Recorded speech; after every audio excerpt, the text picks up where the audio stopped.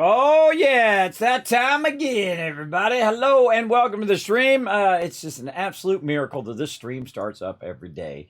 It's a miracle, everybody. I'm like the magician of a miracle every day, trying to make this stream work. Sorry for the delay, everybody doing my thing. Hi, hey, I saw my thing pop up there. Cool.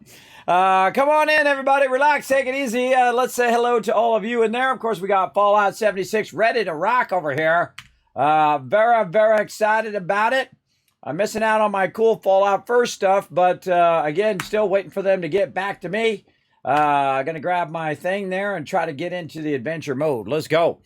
Let's get it going. Thanks everybody for being here. Again, we're gonna do a bit of Fallout 76, and we're gonna go ahead also and play some battles. We're gonna do some races.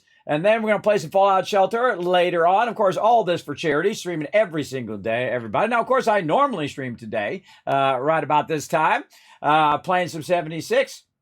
But I've been streaming for 15 days in a row, crushing it, everybody. I think 18 is the longest I did. I did that last year. So if we do hit the 24, everybody, it'd be the longest continuous streak that I've done here on the stream. It ain't easy. It's a struggle every day to get up and get her going. Hey, I got my camp. All right, yeah, I got my camp, so at least that's good. Now my big problem here, everybody. Oh, and it's double mutation weekend. Oh, we're getting double, and more double. All right, I'm gonna put my guy in there to get my buff started. I love that jacket. That jacket is awesome. That's the new Nuka World jacket with Bottle Cappy on the back. Just too cool. All right, everybody, thanks very much for bringing those ones in when I was doing my my test. By the way, the reason why I do that little test at the beginning is so I can make sure that that thing down there is working. So if you ever see me doing test, that's just making sure, because that's like two separate chats. I have like one chat that's like sees you guys, and then another chat that I can click on. It's called Ninja Chat, and allows that to pop up down there, which is really cool. It actually allows me to see a whole bunch of chats at the same time. By the way, allow me to see like YouTube chat and a whole bunch of chats simultaneously, but I just use it for the one chat. That's just the way that I am. I like to focus on one group of peeps at the same time. It's hard to do a whole bunch. And I've streamed, like one time over on YouTube. It's so clunky and awkward to stream over there. Much prefer Twitch myself, but that's how it goes. I will eventually get back to some YouTube streams as well. But again, I appreciate everybody who's showing the love over there as well. I just doing too many things. I always have these big, lofty things that I want to do, and you should shoot for big goals, everybody. But man, I'm just not 20 years old anymore. I still have that passion. I still have that drive. It's just that I don't have the energy of that level to sit for 20 hours and just, grind it out all by myself. Doing all the work behind the scenes, everybody. It's exhausting. I'm still running those videos, by the way. Still running those 15 videos I talked about a few days ago. They are finally starting to catch up a little bit.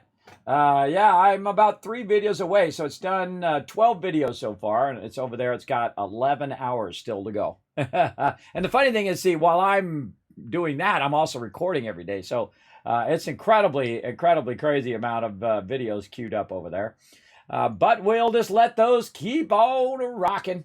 And we'll come back to those and copy those up to YouTube and do all that. Because I put every single stream, no matter its length, on to YouTube. In fact, I got some videos up there that are 22 hours long. They are very, very long. But I usually try to cut them up a little bit into different sections. So if you would rather watch, me play Fallout 4 or Fallout 76, I got them all set, cut up in that things, or Fallout Shelter or whatever. So whatever you enjoy most, that is up there for you to check out. I got a bunch of those to queue up as well. Hi there, Akia. Thanks for coming in. And thanks for Blair and Fire coming in as well. Foggy's in the chat as well, ready to rock, get this going on. Paul's in here as well. I'm in the open world right now, so feel free to go ahead and jump in where I'm at. Let's see. Neon Rainbow Unicorn says, hi, Kismet. Hi, everyone. Hello, Neon. Always great to see you. Thanks for coming in, hanging out. Appreciate you chilling out in the chat. H2O coming in, bringing that tip of the hat and that love right there. There we go. Yay. All those strange internet speaking acronyms. Yes, all the things, and the stuff. What my wife says all the time. All the things and the stuff. Yeah. Flux coming in as well, saying hi. Hey, Flux. Stacy in the chat as well. M's coming in. Hello. Welcome. Thanks for hanging out. Tarda saying hello in the chat as well. Always good to see you. Thanks for the ones in the chat. I forgot to say that yet again. I get all sidetracked. F coming in as well. Hey, good to see you. Thanks for bringing that love. The mighty K-Man Mox in the chat as well. Thanks for hanging out. Alpha throwing the one in the chat. Thank you very much for that heads up. Otherwise, I'd be talking to myself. But then again, that wouldn't be something new. They had a thing on Twitter. I got all wrapped up in Twitter too. I was falling behind a little bit on the stream because I got wrapped up in Twitter. That thing's like addicting, everybody. It's addicting. Over there it said, how many times, Twitch had said, how many times have you muted? I was like, too many times I can count, but I got you guys to back me up. You go activate and mute it. And one of the funny things that happened yesterday is I have a macro, everybody. I press a macro and like 20 things happen at the end of the stream. It does, takes me off of Twitter. It says Kismet's no longer live on Twitter. And then it stops my stream. It stops my recording. It does a whole bunch of things in a sequence. And so I just pressed one button and I updated my macros. So I pressed that button and then my family needed my help. So I had to get up and go help my family or whatever. And then I come back, stream's still on. I was like, oh, awesome. Thanks for that, Elgato. So then I had to turn the stream off. And I saw you guys had sent me a bunch of messages. And for that, everybody, having my back in the chat, I'm going to go ahead and show you guys some love. Now, I did zap you guys with a bunch of caps at that time, but I'm going to go ahead and give you some more right now for having my back on that. That wasn't my fault, everybody, but I should have checked it. See, it actually works so consistently that I rarely ever check it anymore. But not only did it not stop the stream, it didn't stop my recording. So it just kept recording for like an extra half hour. So now that file is just that much bigger and I have to edit that out later. But thank you so much for letting me know. So I didn't forget. So it just didn't bother to do it. Another month in the books. Let's go. Yeah, this one's winding down, isn't it? I mean, you just don't sleep. I sleep. Oh, I sleep a lot. Well, not a lot, but I do sleep. I've actually been sleeping better because since I have my throat done, way better. My throat actually is lasting a really long time. This is 15 days of 2 streams a day. This is like 10 hours a day. On average, some of them are 17 and a half hours or 15 hours or 13 hours that I've done in this thing. But it's around 10 hours a day of talking, everybody. That's a lot of hours of talking. And my stream's all about me just kind of, giving my little commentary as I go through the stream. Some people just do straight gameplay. And, hey, more power to them if that's what they want to do on their stream. But I feel like it's more personal if I'm talking to you guys in the chat, telling you what my kind of point of view. I enjoy watching people like that. And I know that some of you enjoy it. Here in my stream. Thanks for that love, Wombat. Yeah, look at that. 25 months of sub love. We're going to go ahead and show that here on my other screen here in just a second. Someone come in and asked when the stream was started. I did see that, AMZ. I did see that in there. See, I get that kind of weird timing all the time. Stream for 10 hours. And then someone comes in and does something weird like that. Or I'm in the right category forever. And then the second I switch over to Stream Raiders, hey, this is not Fallout or whatever. It's always something like that. It's like people are the, like the category police or something. I don't know. But it's always the way it goes. Always the way it goes. You said 10 a.m.? Well, 10 a.m. is wrong. But I actually think you said 10 p.m. In that thing, because I did come back and read the chat and I saw all of your guys' thing. But again, family needed my help, everybody. So, that happens to me all the time. Right at the end of the stream, I got to get up and do a whole bunch of stuff, IRL stuff, to try to end the day. And then I come back to the stream and then I start copying stuff over and get all the stream stuff ready for next time. So, and then I spend probably an hour or two after every stream working on all that behind the scenes stuff. So, a little behind the scenes info. So there we go. So again, greatly appreciate everybody for letting me know. Let me know as well. Kismet streams are nice and chill while laying in bed sick. Sorry that you're sick. I empathize big time. Sadly, my oldest daughter has the flu right now. But she's young and resilient. Everybody, I'm much older. I just try to get out to bed every day, try to make a little bit of impact in the world, and we've been making a big impact this year. Everybody, I mean, we raised a lot of money for charity. We're gonna keep that going today. Of course, I'm streaming every single day for 24 days in a row for Fallout for Hope. It is a global super stream event of over 400 Fallout streamers just like me. I mean, obviously, I'm in my overseer's office. I mean, that'd be a pretty obvious Fallout thing right there. It's funny that some people don't know what this is. They don't know what this. They think I'm in an alien spaceship. But that's okay. Hey, that just means they're not as huge of a Fallout fan as me and a bunch of you are, right? But welcome to the stream, everybody. If you just happen to be wandering in here as a new person in my stream, my name is Kismet. They call me Overseer Kismet or the Wasteland Tycoon because I dominate the Wasteland in every Fallout that I do play. And I show you guys how to dominate and become a Teamwork Tycoon, just like me. And we're going to go in and have some fun with my Teamwork Tycoons in Fallout 76. You guys are welcome to join me. I'm playing on PC today, though I do own it on every single platform. Again, I'm waiting for Bethesda to get back to me on that Fallout first, or I might just buy it myself. We'll see. We'll see how long it takes for them to get back to me. But right now, we just want to get in and play, and I have a big problem of being overburdened with legendaries, and that's a good problem to have. Let's get in there. Let's get everything prepped and ready, and then we're going to get into some trouble and do some battles and races and all that other fun stuff. Let's go.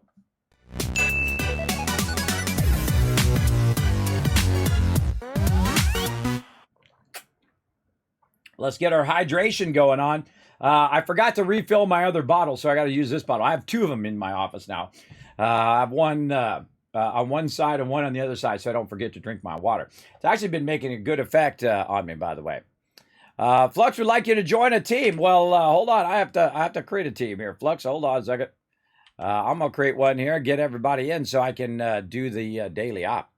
All right, I usually get my my two peeps in right over here. Let's see. I get TARDIS and Rotisserie G in because they're always running, have my back. And let's see if Mox is ready. Yeah, Mox is ready too. Let's get Mox in there. All right, let's get him in, get it going. I got a big problem, everybody. I got a big problem. And that is, okay, that campfire tale's going on. We can avoid that one for now. What I got is I am overburdened like a boss over here. I got way too much in my stash. So, first thing we're going to do is go over here to the legendary vendor. Oh, turn the sound on. There we go. Legendary vendor and try to get rid of as much heavy stuff as we can. So, we're going to sort by weight. We're going to get rid of this, all this biggie stuff. Oh, man, I hate to get rid of the grand finale. I think I have a ton of those, though. I have an absolute too many of those, as a matter of fact. We're just going to have to get rid of all that stuff. It's really a tragedy that you have to get rid of all these nice things, but that's just the way it goes. Now, I need to work on by weight. So what I'm doing is I'm up. See, look, I've already maxed the legendary there. 20 and then 15. That would be 3. This would be 9. Go back to weapons. This would be 5. This would be 15 right there. Okay, boom. We're going to play around with our thirst zapper as well. We're going to have some fun with that. Didn't quite get enough time to do it yesterday, as well as I was working on my legendary perks, and I realized right afterwards I have 300. Let me take my avatars out of there for a second. 354 points that I didn't even bother to spend yesterday. And I don't even think I was done. I think I got distracted by an event. All right, well, we got that done.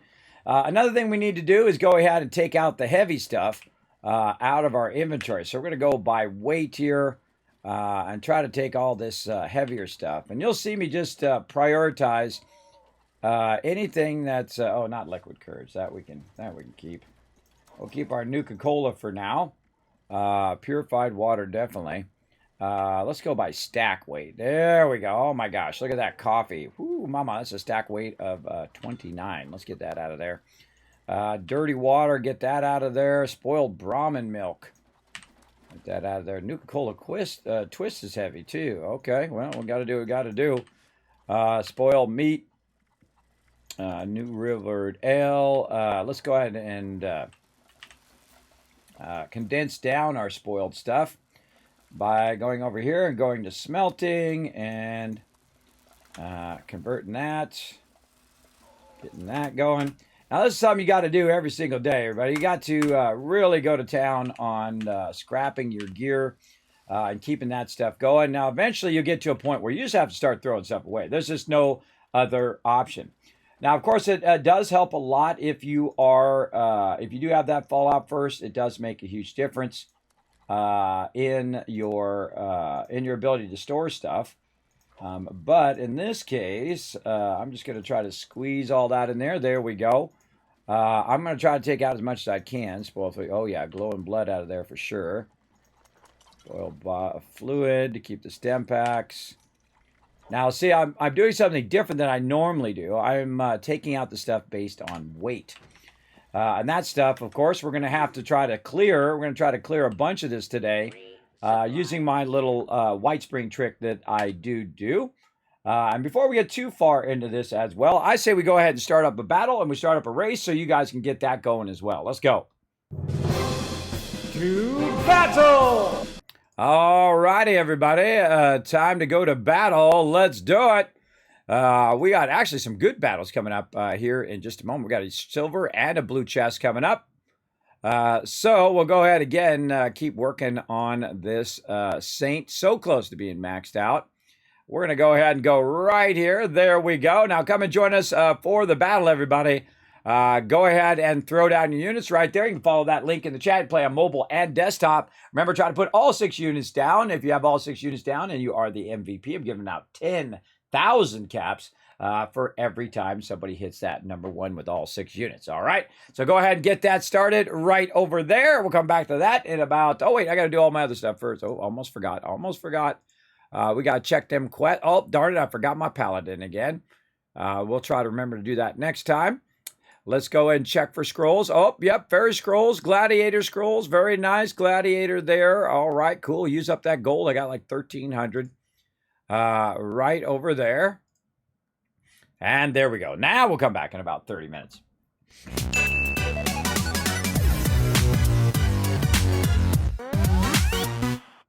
All right, everybody. Remember, if you want to join us for some marbles, I'm going to get this started up right now. And if you do go in here and get yourself some cool skins, use my creator code Kismet. It does help out the stream tremendously. Let's go to Grand Prix Community Maps.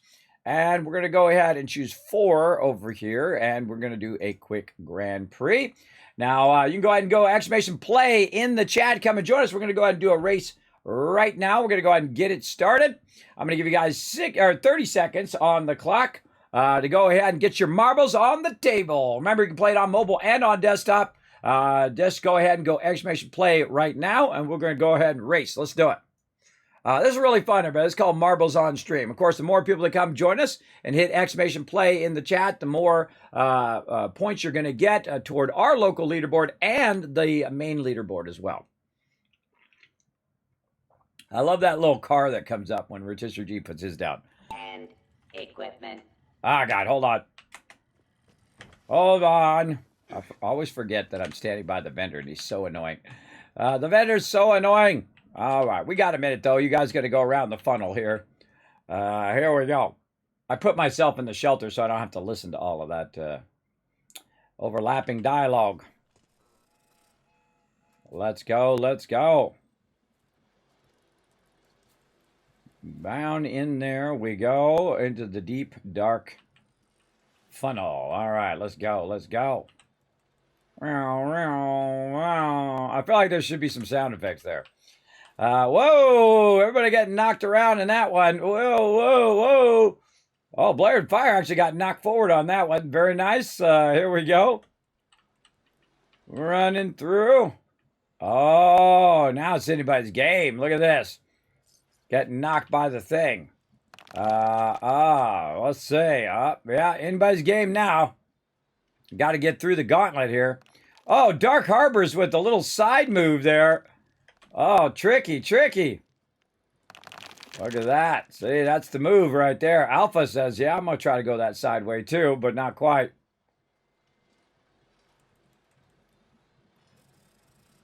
Oh, look at that. Off the side.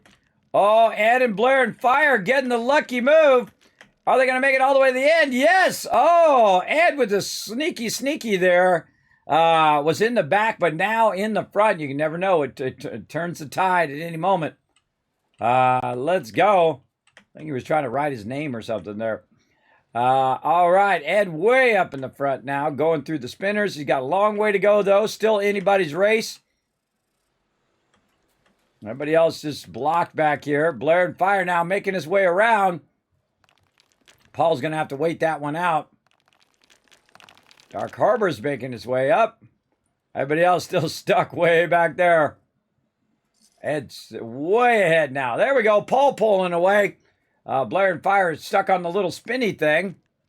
Don't let that Kismet guy win. Don't let him get ahead of you. All right, everybody sadly stuck back here. All right, let's go catch up in the front. Let's see. Ed's getting turned around, right round. Everybody knows that song. Yeah, stuck in the spinner thing here. Costing him some time, but he's making his way, though, ever so slightly. Oh, and there he is. He's through the barrier. Yeah, Blair and Fire, Paul trying to catch up. Oh, we still got a few more barriers to go. Everybody else still stuck over there. Oh, no! Oh, no, Paul off the side. Oh, no, Paul. F's in the chat for Paul, everybody. F's in the chat, brother. Sorry, man. Enjoy that space down there. Now, see, that can happen to anybody. Even Ed way up here in the front. Can happen to anybody at any time off the side. Believe me, I'm the king of off the side. I'm the DNF king, everybody. Did not finish king. Happens to me all the time. Yeah, Ed's still caught up in here, but Blair and Fire trying to get in there. Oh, Blair and Fire now sneaks by. Like I said, everybody, things can happen at any time here. Ed got a little mixed up in that thing there, but still doing good. Dark Harbor's way back there. Oh, let's see how Blair and Fire does through this. Let's see. Oh, he got lucky. Oh, my gosh, did he get massively lucky there? Oh, that's going to help him a ton. That's going to help him a ton, and I think that's game over. Let's watch that sweet, sweet slow-mo. Boom, as Blair and Fire drops in. Number one, Ed's still very strong here. Trying to get that going on. Dropping in there. Boom. Still number two. That's awesome. We don't count that Kismet guy. He crazy. Dark Harbor's coming in, dropping in. Trying to fight. Everybody else just happy to still be on the board at this point. Dark Harbor's coming in as well. Oh, getting a little tripped up there. Giving AMZ opportunity to catch up potentially. Oh, maybe not. Maybe not. Coming in for the drop in. And boom, secures that number 3 slot because, again, we don't count me. AMZ coming in as well, rocking that awesome looking marble. Everybody else just trying to make it through this one. This one actually trips you up pretty good. Afanaki in the back. And one time you're in the back, next time you winning one after another. That's what's so cool about marbles, I think. Because really anybody's game at any point. You could be way in the front. I've seen people way in the front and then right at the end fall off the side and not even land in the thing. And then some random person from the back wins. That's pretty fun. And these are community maps, everybody. Just random community maps. All right, again, congrats to Blair and Fire rocking the doggy there. And Ed coming in number 2. Ed Dark Harbors coming in number 3, rocking that. Let's go ahead and roll on to the next one. Now, second you see this screen, everybody, just go ahead and go exclamation play to get part of the next one. Now we're going to come back and do this particular race when we do Fallout, when we do Stream Raiders later on. Oh, Stream Pirates. That was the other thing I was going to try to get ready today. Darn it. I got all distracted by the IRLs and Twitter. You can blame Twitter for that one. Yes, I'll try to get that working for tomorrow. That's my bad. I do love me some Stream Pirates, but I have a lot of stuff going on simultaneously right now. All right, back to some 76. Let's get into it. Right over here. So I'm going to go back out of my shelter here. Now, again, every 20 minutes at 20, 40, and at the top of the hour, there are events. I'm trying to get into some of these events with my crew. Let me see if I've got my crew in here so I can switch this to a public If you have group. supplies to trade, I can be of service. All right, let me get us to a public group here.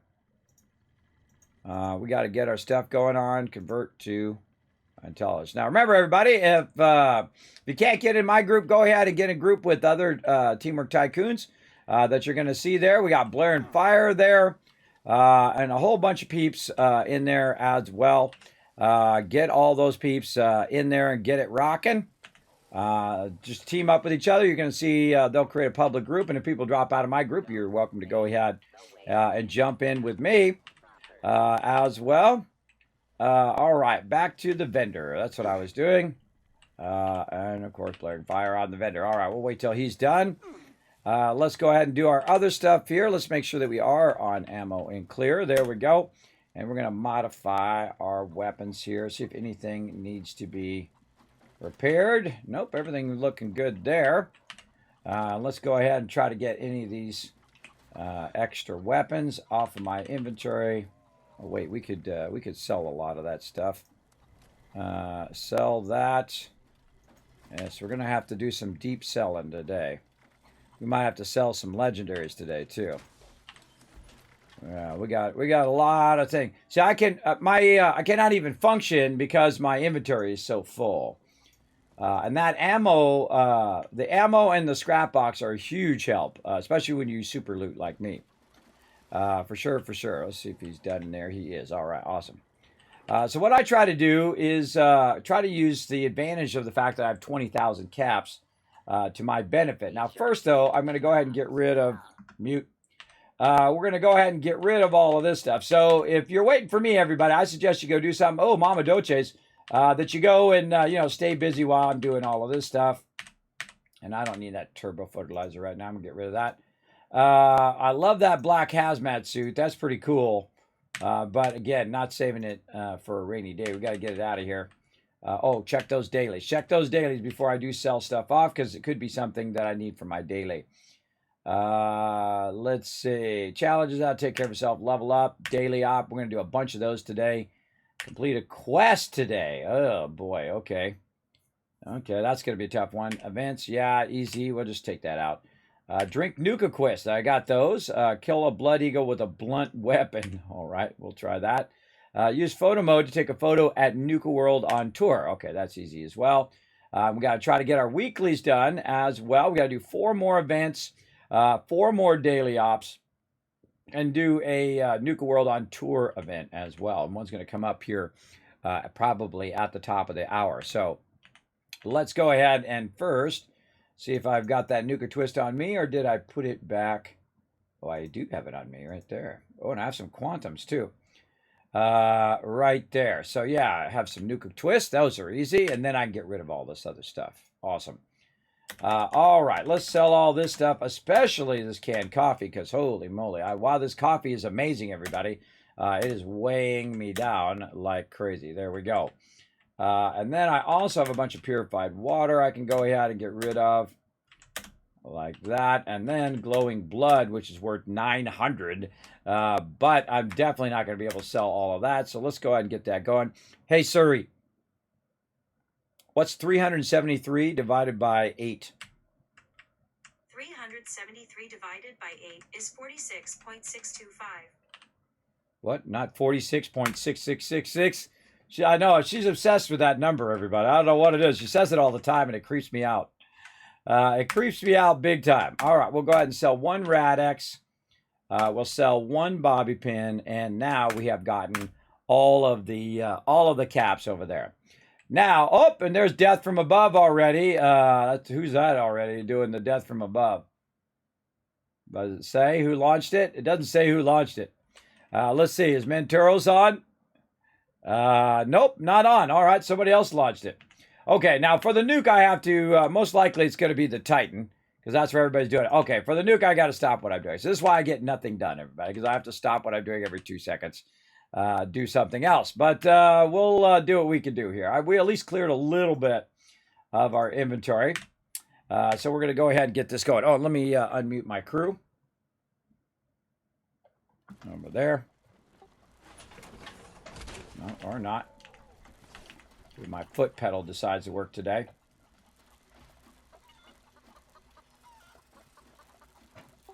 Hey, everybody. All right, going to this, going to the Titan. Okay. All right.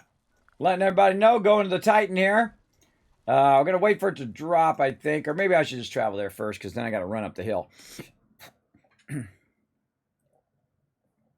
You feel that getting sidetracked by events? Yes, I get sidetracked by events all the time. But there are certain events that I will stop what I'm doing. Radiation Rumble's number one. Because it does come up fairly rare. The Titan, of course, you can initiate that by just dropping a nuke. But again, when the Titan drops, he drops a bunch of good stuff. So you might as well be at the ready to take him on. So we're going to go ahead and run up here. I got some sort of... Oh, I have the Nuka-Cola effect. What's the twist do, by the way? I don't even look. Let's say Nuka-Cola twist. Oh, +2 intelligence. I had no idea. That means more XP, everybody. Oh, I should have done my buffs while I was there, too. My intelligence buff. Then I have +4 intelligence buff right now. I'm just going to go ahead and get in position over here. What am I get up here today? Give me the high ground. I'll just shoot at all the stuff from up here. Be all stealthy and stuff.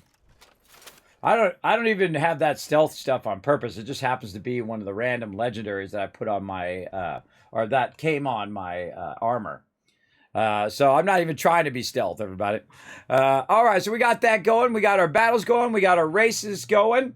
I'm trying to think of anything else I need to get going. I don't think so. I think we're good. All right. What else can we do in our inventory, though? Let's see. What other legendaries can we do? Boom. We got to do a quest. We got to do a photo mode on Nuka World on tour. All right. Well, photo mode it is. We'll wait for Big Boy to come up.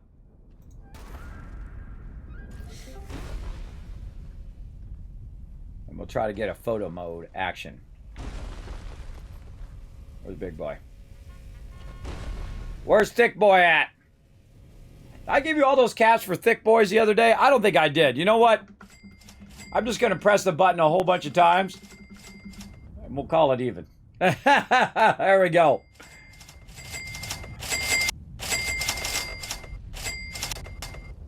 That was a lot of caps right there. That was a lot of caps. All right, there we go. Thick Boys in the chat, everybody. Let's see them Thick Boys.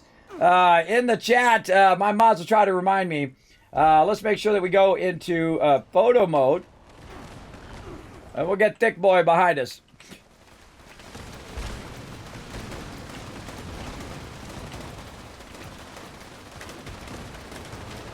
Oh, that's a good shot, too. Where's my thumbs up? Good shot. Good shot. All right, that's cool. And then I fall down from my perch. Awesome. Awesome. Try that again. Better get some hits in, too. Okay, let's go.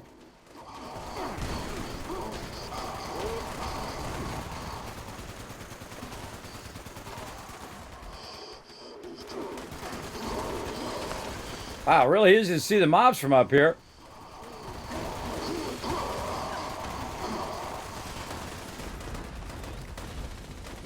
Oh, Thick Boy back there.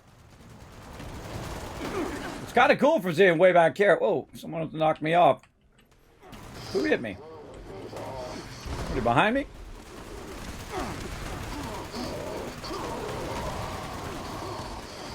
So now we know who the commander of the mole miners are.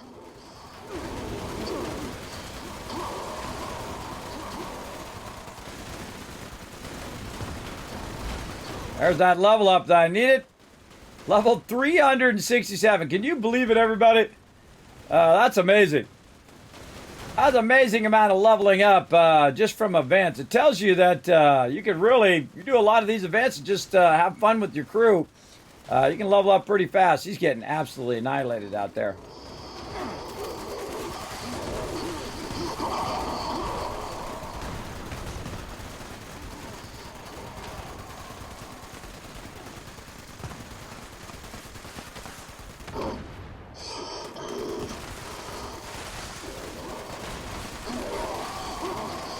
I don't see him, but I hear him down there. Oh, and there's Thick Boy back again. Now reset. I remember legendaries do reset when they hit halfway point. Yeah, much easier to tag the mobs from up here. Ooh. A very good tagging spot.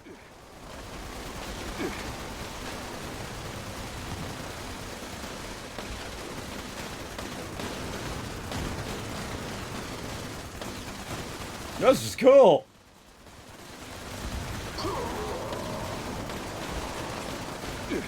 I should be using my thirst zapper right now.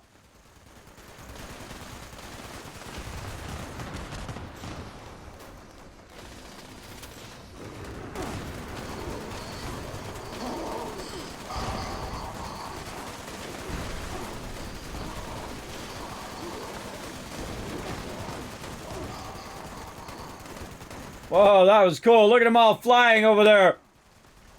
They're all flying up in the air.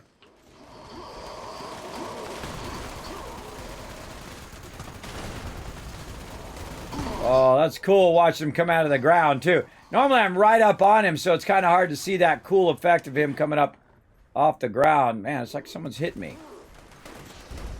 Oh, I think it's him. He's doing an AoE. They got to take out those crystals, people.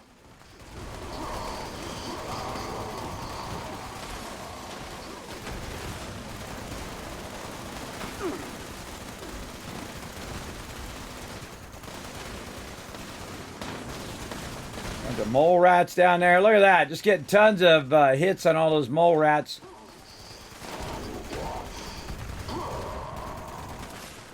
I keep getting knocked back. All right, big boy down.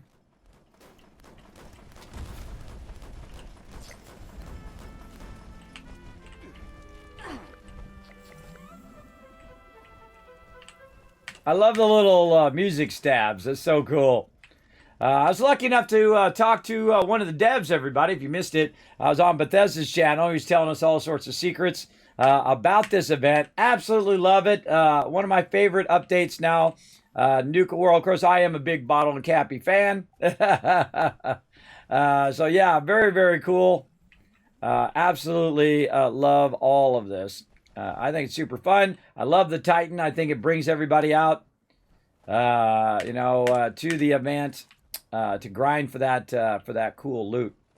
Having lots of fun with it. And again, there's I think it was like 4 weeks that it is prioritizing the Nuka World on event. Now, this is going to be a permanent addition to the game as well, which is pretty cool. So anytime we want to go ahead and take on the Titan, we can go ahead and start nuking it down. I feel like what's going to happen eventually is they'll do kind of a 3-round. You'll do like the Titan, you'll do the Scorch Beast Queen, and then you'll do the Colossus as well. Look at that, I took a shortcut. Took a shortcut this time. Everybody else is doing what I'm doing, the long overburdened walk to the thing. Of course, I'm using my coffee right now, so yeah, it helps a bit. Helps a bit, big time. All right, and we need to just go right to the benches here and get rid of some of these weapons. Lots of gauntlets.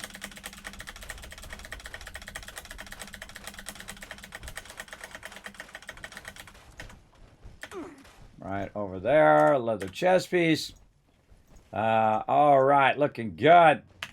Now, again, everybody, speaking of the awesome dev over there, he was telling us that if you are doing this one over here, I'll show you a little secret that he showed us on the channel. This right here, the Kami Whacker, what you do is Red Menace is actually what it is, but you typically use that little soft hammer thing to do it. All you do is you go in here, you insert 1 token, And then if you're like me, you got an explosive weapon.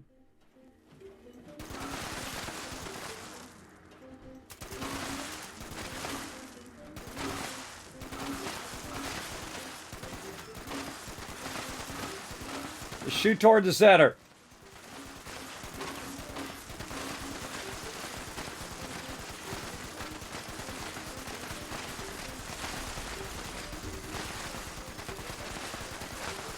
So I've already got max score, but I already got 1800 score. That's the max score you can get because my score is not going up anymore. And then, see, it adds you a bunch of Nuka-Cade points right there. So yeah, very, very fun way of absolutely owning that particular thing just by using an explosive weapon, if you want to do that. I think it's kind of fun, you know, to do it with the Commie Whacker and then come back and then do it that way as well. Welcome to Nuka World on tour. Would you like a balloon? No, I'm good, thanks. Okay. Now we got to take some of this stuff and we got to go to the White Spring. We're out of here. All right. Travel to the White Spring Refuge. Let's go ahead and try to clear some of these caps as well. Oh, that's my old camp there. I can see I've got my little thing there going on. That's a real old camp there. I do love that little tent thing that they have. How are we going to accommodate so many guests? They aren't even paying. I know, crazy, right?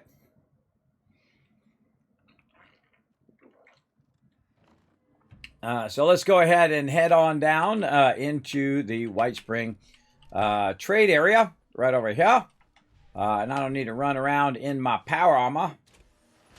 And it's funny, we were talking about it yesterday when I was playing Fallout 4, how many times I hit spacebar to pick up my power armor because it's so automatic now. I love that. I love the fact that you can do that. Just pick up your power armor. Now what I'm going to do is make my way to the far side to get started because what there is a whole bunch of traders and whatnot over here. Now they added a new function to this gold thing and it throws me off. It says new, which screws me up because you have to actually go to inventory to trade out your gold bullion here. So yeah, that was like 3 or 4 days of me not realizing that was a thing. That you're in new and not in inventory. That's pretty funny. But you know, it happens to everybody. You forget those kind of things. So let's go ahead and see if we can clear out some of this stuff. And we might have to get rid of a bunch of this stuff. So here's what we're going to do. We're just going to take all this out. Do you know Miss Evans? The governor's wife? She was one of our best clients. Such a charming woman. I do hope she's all right. Uh-huh. All right. Can't save it all, everybody. It's all got to come out of there. Ooh, that is a lot. Look at that. That's half my inventory right there. Half my inventory was just in weapons. Check it out. We got armor here too. We also got our Brotherhood armor. Oops, I didn't mean to take that out of there, but whatever. See how it jumps around like that sometimes? It sucks. It sucks when it does that. All right, put the Brother armor back in there. That's from the Brotherhood. They gave us a bunch of armor. Let's see. We got a whole bunch of stuff that I'm using. See, this doesn't even show that I have that in. Why do I have this stuff? Oh, I have that for sale. Oh, I had that for sale. I didn't even realize it. I didn't even realize I had that stuff for sale. I've forgotten. We're keeping all that stuff. Okay, and again, we're just gonna have to clear this. There's just nothing we can do about it. Just not enough room. All right, and again, let's take everything out and then look at our overall inventory and what is taking up our inventory right now. Okay, 427. Something's still taking it up right now. Really? Oh, my legendary modules are stack weight of 58. I've got 150 improved repair kits, nuclear key cards. Those aren't too hard to get. I usually just give those to my crew. Let's see. Claim tokens. Gunpowder, uranium ore. Some of this stuff we could probably scrap. Scrap kit, I can get rid of that. I'm not using that. Basic repair kit, we can get rid of that. Scrap kit. Get that out of there. All right. When you try to drop things like your scrap kit, it actually doesn't let you drop it. It's just going to say, hey, do you want to destroy this? And I'm just like, yeah, go ahead. And then, no. And then it takes a while for you to do this. Yes, R-E-R-E. Drop that stuff. Basic repair kit, drop that. Yeah, I got way too much stuff. I got like a massive amount of loot here. Okay, so I'm going to drop some of that, and it takes a second or so for that stuff to show up. If you are able to drop it on the ground. In that case, I'm not. Let's go ahead and see anything in the workbench. Again, that I can scrap. Let's just scrap all my junk first. That's a good idea. And then let's just go ahead and scrap this stuff. Down to the base components. There we go. And we're just going to mute that random music in the background. All right, now we'll hit T to drop all that random junk in there. Now again, it'd be nice if I had my scrap box because I could take that out of there. And between, I think my junk is also part of it as well. Wow, look at that steel scrap I got in there. Let's take all this out and see how much this is.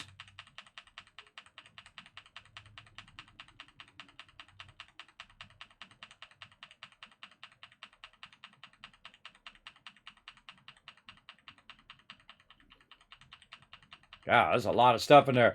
I collect a lot of stuff in a day, everybody. There's a massive amount of stuff in there. Yep, that's where all the rest of the weight is. Again, this is what I call deep cleaning, everybody. You just take everything out of your stash. They have a great function in Fallout 4. We can just grab everything out at the same time. Well, look at you guys crushing those retweets over there. Crushing those retweets big time. Let me scroll down here. Yeah, a lot of thick boys. Perfect timing for me to join. Exactly. Perfect timing. All right, here we go. 1,000, 2,000, 3,000, 4,000, 5,000, 6,000, 7,000, 8,000, 9,000, 10,000 cash for crushing those first 5 retweets. And 1,000, 2,000, 3,000, 4,000, 5,000, 6,000, 7,000, 8,000, 9,000, 10,000 caps for crushing those thick boys in the chat. And you guys just crushed it. Now we're at 13 retweets, so 1,000, 2,000. Oh, time for a battle. Uh-oh, it's not working. Not working. What's going on? I broke my button. There we go. 1,000, 2,000, 3,000, 4,000. Try to catch up. 5,000, 6,000, 7,000, 8,000. Wow, it's raining caps today. 9,000, 10,000 caps. We're at 13 retweets. 2 more retweets. We'll give you another 10,000. There's where you find the link right over there, everybody. Go blow up those 2 more stuff. All right, again, let's just keep going here. We're going to do that battle here in just a second. I'm going to go ahead and forego any events at this point. Obviously, I am so massively overburdened. Now, one of the funny things that does happen, by the way, if you do take stuff out of your inventory, what happens is that you can actually waste less in some cases because you have certain perks. Great examples like fusion cores, right? I have a perk that reduces the overall weight of fusion cores by 90%. So when I have it in there, it's having that problem. Now, if I just stored the junk as opposed to scrapping the stuff first, scrapping it first is vitally important. If I just say store the junk, that's not good. But what I want to do is go to the workbench and say scrap items, and down there at the bottom, I'm going to say scrap all junk. Now watch my weight right here, everybody. It's 1,122. If I say scrap all junk, boom, it just dropped by 200. By 200, everybody. So make sure that you always scrap all your junk first, and it's a great feature of the game. And in Fallout 4, you have to either drop it on the ground and scrap it, or you can use your contraptions workshop, which I'm going to show you later on tonight. We're going to start doing our contraptions along with our Tower of Hope. And what you can do is greatly reduce what you got going on. Now, if you notice, I still have a bunch of stuff here. That's because I have to tell that individual stuff to be scrapped. In this case, I'm also going to do my hardened mass because I want to reduce my overall stuff. Normally, I would keep the hardened mass and I would keep the Wendigo Colossus vocal sack so you can make liquid courage and also flux.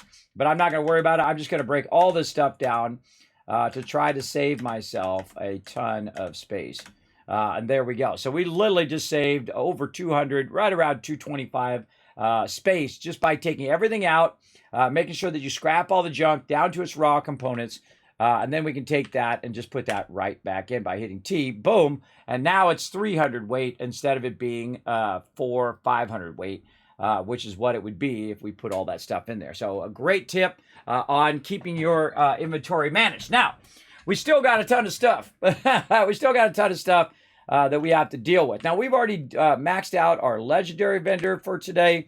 We can't do any more of those. In fact, I got like 2,600 legendary vendor. I'm waiting for that legendary vendor to double up. Then we're going to go in there and get some more. Now, I have a bunch of legendary cores that I need to use up too. I need to be making me some weapons and using those legendary cores up. I feel like it's because you can trade out all of your legendary points at one point. I kind of feel like it's a smarter move to not trade in your legendary points, which is what I've been doing. I've been trying to keep up with them because you could only do so much before, but now you can do all 5,000 at once. So it doesn't weigh anything as a legendary scrit, right? Down here, that does not weigh anything. But when you do exchange it for those legendaries, whether it's a legendary weapon or armor or whatever, or for the legendary modules, what's going to happen is it actually will take up weight in your inventory. So a good idea to leave them as scrit as long as possible until you actually need them. And that's what I'm doing now because I do have a bunch of them and I'm not even using all of those modules. But I find if you do have a bunch of modules, they go real fast too because you're trying to get that one thing that you want and you're flipping through all the different ones. That happens a lot. So I can't do any more legendary exchange. I've already done the trading, so I have no more caps that I can trade out for, right? So I'm kind of in a bind, right? I'm in a bind. There's nothing else I can do. We reduced the overall amount of our junk down to its base components so that that's less weight. But now we got to make some tough decisions, right? Now, I just happen to have a lot of caps. You have 20,000 caps. So it's going to make it a bit easier for me to go ahead and do my little thing that I do. Now, of course, I've started over on this particular character, so he doesn't have all of his patterns. So what I'm doing now is I'm going vendor to vendor over here. And because I'm by the stash here, I can go in and check and see if this guy's got anything else. So I've actually finished the Raider guy too. I forgot. That's right. I finished him last time. So I've already done a bunch of the vendors that I've been going to here. And I've been buying out all their patterns to get that going on. Like right here is the Free States vendor. And the Free State vendor, we can go to his and then see which ones we haven't bought yet. Right now, I'm trying to get all of my patterns back again. And I've already done this like, I don't know, 5 times now. But I'm really getting way more efficient at it. So what I'm going to do is I'm going to buy some cabinets. Am I going to use that? Probably never. If I'm going to use the cryo later, probably never. Same thing with the Death Tambo or whatnot. But look at what happened to the caps down there. Now, sadly, it's not like Fallout 4 where it's 1-to-1 ratio. It's like a 1 to 1/4 ratio. It's like 10% of or 1/4 the overall value you get back by spending those caps. So when I get to 896, well, what do? I go in and I sell some stuff back to him to get rid of some of this stuff out of my inventory. So buff outs, Daddy-O. I don't think I even need great mentats anymore, but I'm actually going to start using those just for higher charisma. Because I have reached my max kind of trade rate. Even if I use my great mentats, I realize that the value of the cost of things are not going down. Like, great example, let's look at the cost of the flamer, right? We're going to even write this down so I don't forget. The cost of it right now is $25.38. So if I get out of here and then I go ahead and use my great mentats, well, let's look at my overall stats first. If my stats are 16, right, I have a natural 15 charisma, and I have an extra charisma for some reason. I can't remember what it is. What I'm going to do is go ahead and use those great mentats, and then we go back and look at my stats. Now I have charisma 21.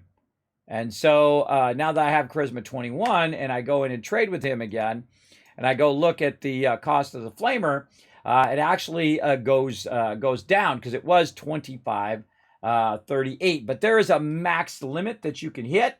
And really, if I had gone to my camp and got that +2 bonus, that would be the maximum I could get trade rate. So it'd be the same as if I used my berry mentats. And I can go do all that and show you all that, but you get the general idea. There is a max limit of your charisma for trade ratio or barter rate. And the same thing over here. You can see that I don't have my thing on, my conversion rate.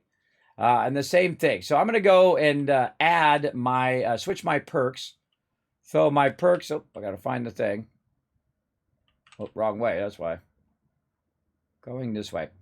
So what I want to do is go and switch my perks and show you that the price of it actually doesn't go down. Over here, a second, I remember where it's at right here. So I'm going to switch my perks over. And then we'll wander back over here. That's the Raiders guy. We're looking for the Free States guy. He is... Where'd he go? Oh, I'm going the wrong way yet again. Da-da-da-da-da-da. Free States guy, where you at? There you are. Okay, so we'll go ahead and trade with him again. We'll go ahead and go to notes. Again, now it went down to 23.63, right? So again, 23.63, but now I'm also using my hard bargain here. See, my hard bargain also brings it up even more. But I find that if I use that +2 buff, plus hard bargain, it caps out. It caps out. There's nothing else I can do. So let's go try it. 23.63 now. 23.63. My current effects are Great Mentats. We got 7 minutes on that.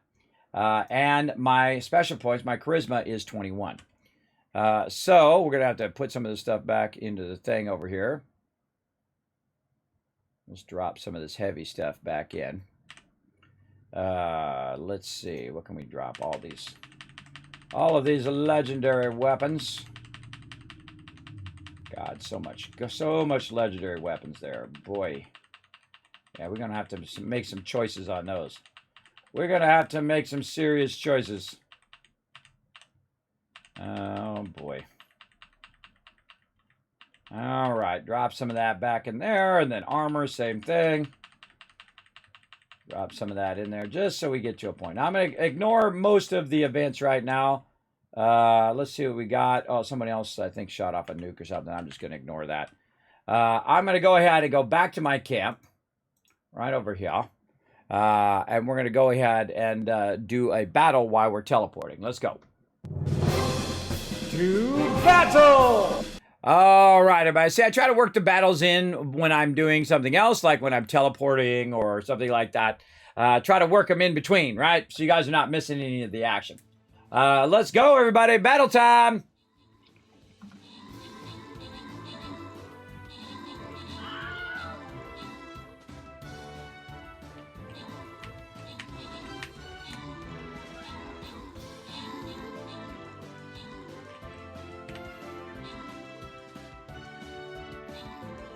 Oh, look at this. I think we're actually going to get a win today. Nice job, everybody. Nice job. Very nice. All right, open that cap chest. Give you... Oh, Rotisserie G walking away with some cool Shinobi scrolls. Reaper getting some gold, and Paul getting some scrolls there as well. TARDIS coming in as the MVP right there. We'll collect all that loot later. All right, now this is a good one right here, everybody. We're going to be doing a silver chest, and we got to work together on this one. This is tricky. I'm going to try to throw my paladin in on this one. Try to get my paladin done. Second, I figure out which one is the paladin. I think it's this one. Yep, there he is. Now, here's what I suggest you do, everybody. You want to spread out, right? Spread out on the 4 different corners, because she's going to probably just nuke me right at the very beginning. So I'll take a hit for the team, but we got to make our way in there and get her. Now, I don't know why it doesn't just go straight for the boss. That's what I would do. If I was there, I'd go straight for the boss, but in this case, no. Now, don't forget also to forward your quest. Now, for those of you who are new to my channel, this little side game we play while we're playing 76 and other games. We just go in, get our battles queued up, ready to rock like that.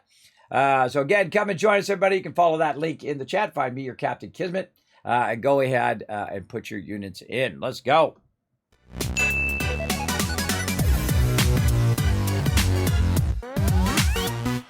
All right, 30 seconds on the clock, everybody. We're going to go ahead and do another race here.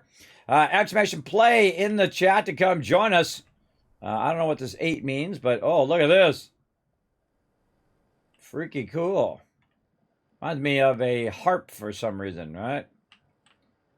I don't know. I don't know what these laser things are all about, but here we go.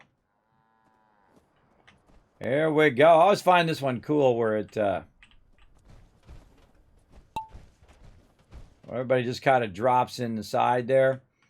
And then everybody kind of spirals downward.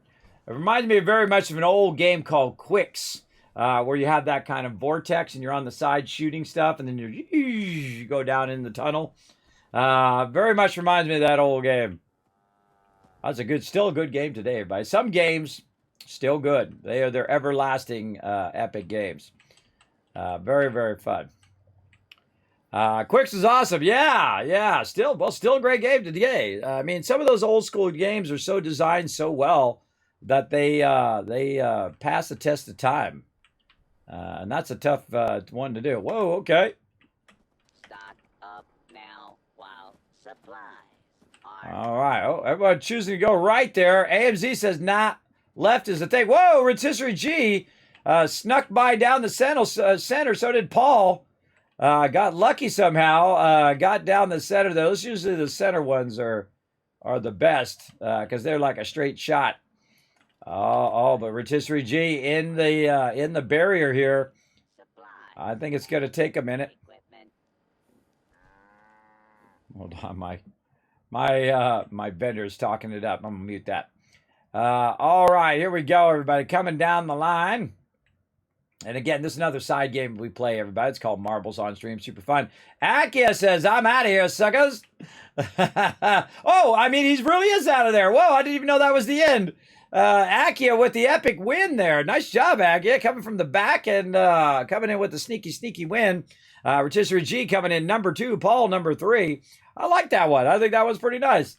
It's not too long, kind of fun with all the weird like things in the way. But it's all bunched up back here, trying to get past these little barriers, and everybody just flowing in now with the epic win. I like that one. That one was fun. And I got my challenge done too. I didn't even realize it. I got my challenge done. I could go get my things from that. There we go. Let's go ahead and get another one going. Now, exclamation play in the chat so you don't miss out on the next one, everybody. Go ahead and get that going. When we do another battle, we're going to do another race. Let's go ahead and get back into game. All right, now my character, I teleported back to my base. And what I'm going to do is use this right here to give me a +2 charisma boost. So let's go ahead and get that going. Now, remember, our previous price was $2,538. Then we used our boost from our Great Mentats. And by the way, I've got some here in real life. Right there, everybody. They actually sent me Mentats, and I put the label Great Mentats on there. Because I was the Wasteland Tycoon, of course. I'm always trying to boost my charisma. All right, I think we got it. Did we get that boost? I wasn't watching. I was fooling around with my Great Mentats. Let's see. Let's see if we got a boost to my charisma. Yes, right there. Charisma boost +2. Great Mentats still there. I'm going to actually let my Great Mentats run off on purpose while we go ahead and use that boost. Then we're going to go ahead and jump to the White Spring Refuge. I find it's easier actually to go to the refuge and then just walk down into the trading. Actually, I really like that they added that teleport. Very, very nice.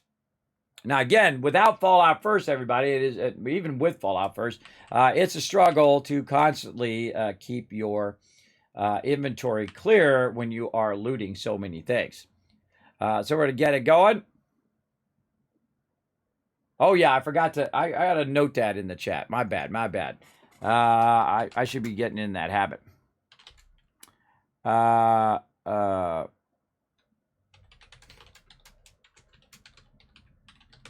There we go. I should be noting that in the mod chat that I gave out the retweets. I keep forgetting. I'm older. Okay, so here we are back at the White Spring, doing our thing over here. And let's see, I think my Great Mentat's about to run out less than a minute. Okay. And again, we're looking for this vendor from the Free States. Ma'am, where is that guy? Over here. Okay, we'll go look at what his is with the Berry Mentats on. 2363 still. So I just added 2 charisma, but yet the value of it didn't go down anymore. Again, there's a cap that happens. And you're going to see after my Berry Mentats run off, that actually it will not go any further down. There's only there's a max charisma that you can reach that affects those things. Great Mentats still going. So I got a charisma boost that I added for +2. There we go. Great Mentats ran off. So I have my perk on right now, which I still have 15 level ups to do down there. That's funny. I have my hard bargain. Your hard bargain is like one of the greatest things. You definitely need to get that to maximum. Have that on whenever you're talking to the vendors. But as you see, when I go talk to the vendor yet again, it's still 2363, right? So the great Mentats are not really helping me for my trade anymore. They help me when I don't have hard bargain on. They help me when I don't have that extra +2 charisma from my camp. But basically, there's a max trade rate that you can hit. And just to prove it, I'm going to go ahead and again check the vendor with no great Mentats on right now. Let's check them one more time. And I just discovered this the other day. So 2363. And then I will go ahead and use my great Mentats. Then we'll check my stats over here. You can see we got great Mentats, better bard rate, and +5 charisma. We'll also go to our special points. We have 23 charisma right now. I'll go ahead and go to trade, and the value of it should go down. The original value that we just did was, what the? All right, come on, put your weapon away. Talk to the guy. Trade. There we go. The original value is 2363, and you see it doesn't go down any further. So there's something to know, everybody. There is a cap to that when you're using hard bargain with your charisma boost, with your thing. And I have 15 natural charisma, everybody. And the reason why I have that is because if you have the legendary perk does not let you share cards with those extra charisma points. So if you add 3 charisma, so you can get to that next perk card, so maybe you're trying to do a 5-star card. I did that in my last playthrough and learned that the hard way, but I put all my legendary points, which are very, very hard to acquire. They take a lot of effort to, of course, level up and then scrap those cards and then put those towards your legendary points. I'm not doing any charisma in my legendary points this time because I learned that lesson. And I don't know if that's a intentional thing or if that was a mistake, but either way, it doesn't matter. It doesn't work, and that's what's most important. So again, my great Mentats are not really helping me at this point. So there we go. So let's go ahead and get rid of some of this other stuff. Radaway Diluteds. We certainly don't need those. Way too many stem packs. Let's go ahead and... well, actually, I'm going to run out of super stem packs probably soon, so we probably want to keep that. Now, this is... that's going to do lock picking. The sweet spot's going to be plus 30%. But I have the legendary perk, so I don't have to do lock picking anymore. I just instantly open it up. So that's not useful for me. Now, I want to put it in my camp, but the problem is I can't save that stuff, everybody. I can't save that stuff because it takes up my inventory. So now I'm really going to deep clean my inventory. I'm going to even get rid of antibiotics. I'm going to get rid of my great Mentats. Radix, I definitely don't need that many of those. And he doesn't have enough caps. So he's out of caps now. Hey, sorry, what's 47 divided by 6? 47 divided by 6 is approximately 7.8333. 333 that time. All right, I need something that's worth 5. Wow, caramel mute fruit worth a lot. Let's get rid of that bubble gum. There we go. Perfect. Okay. So then we cleared his inventory again. And then, again, we buy something that's expensive. Handmade gun here. There we go. Up to 900 again. So this is what I do, everybody. I do this kind of cycle where I don't want to get rid of my canned meat stew. That's XP food. Keep that. Don't need my honey anymore, by the way. I've used coffee instead. Get rid of that. Liquid courage. I always forget to take that with me, so screw it. We're just going to get rid of it. We're going to get rid of all this other stuff as well. I hate getting rid of this stuff, but such is the way it goes. Nuka Cherry is really good, and Nuka Cola, of course, is good for boosting your stuff. We got some Twist. We might hang on to that. And then Old Hollow Lager, get rid of that. Old Possum, somebody coming into my screen. See that? Somebody comes into the screen.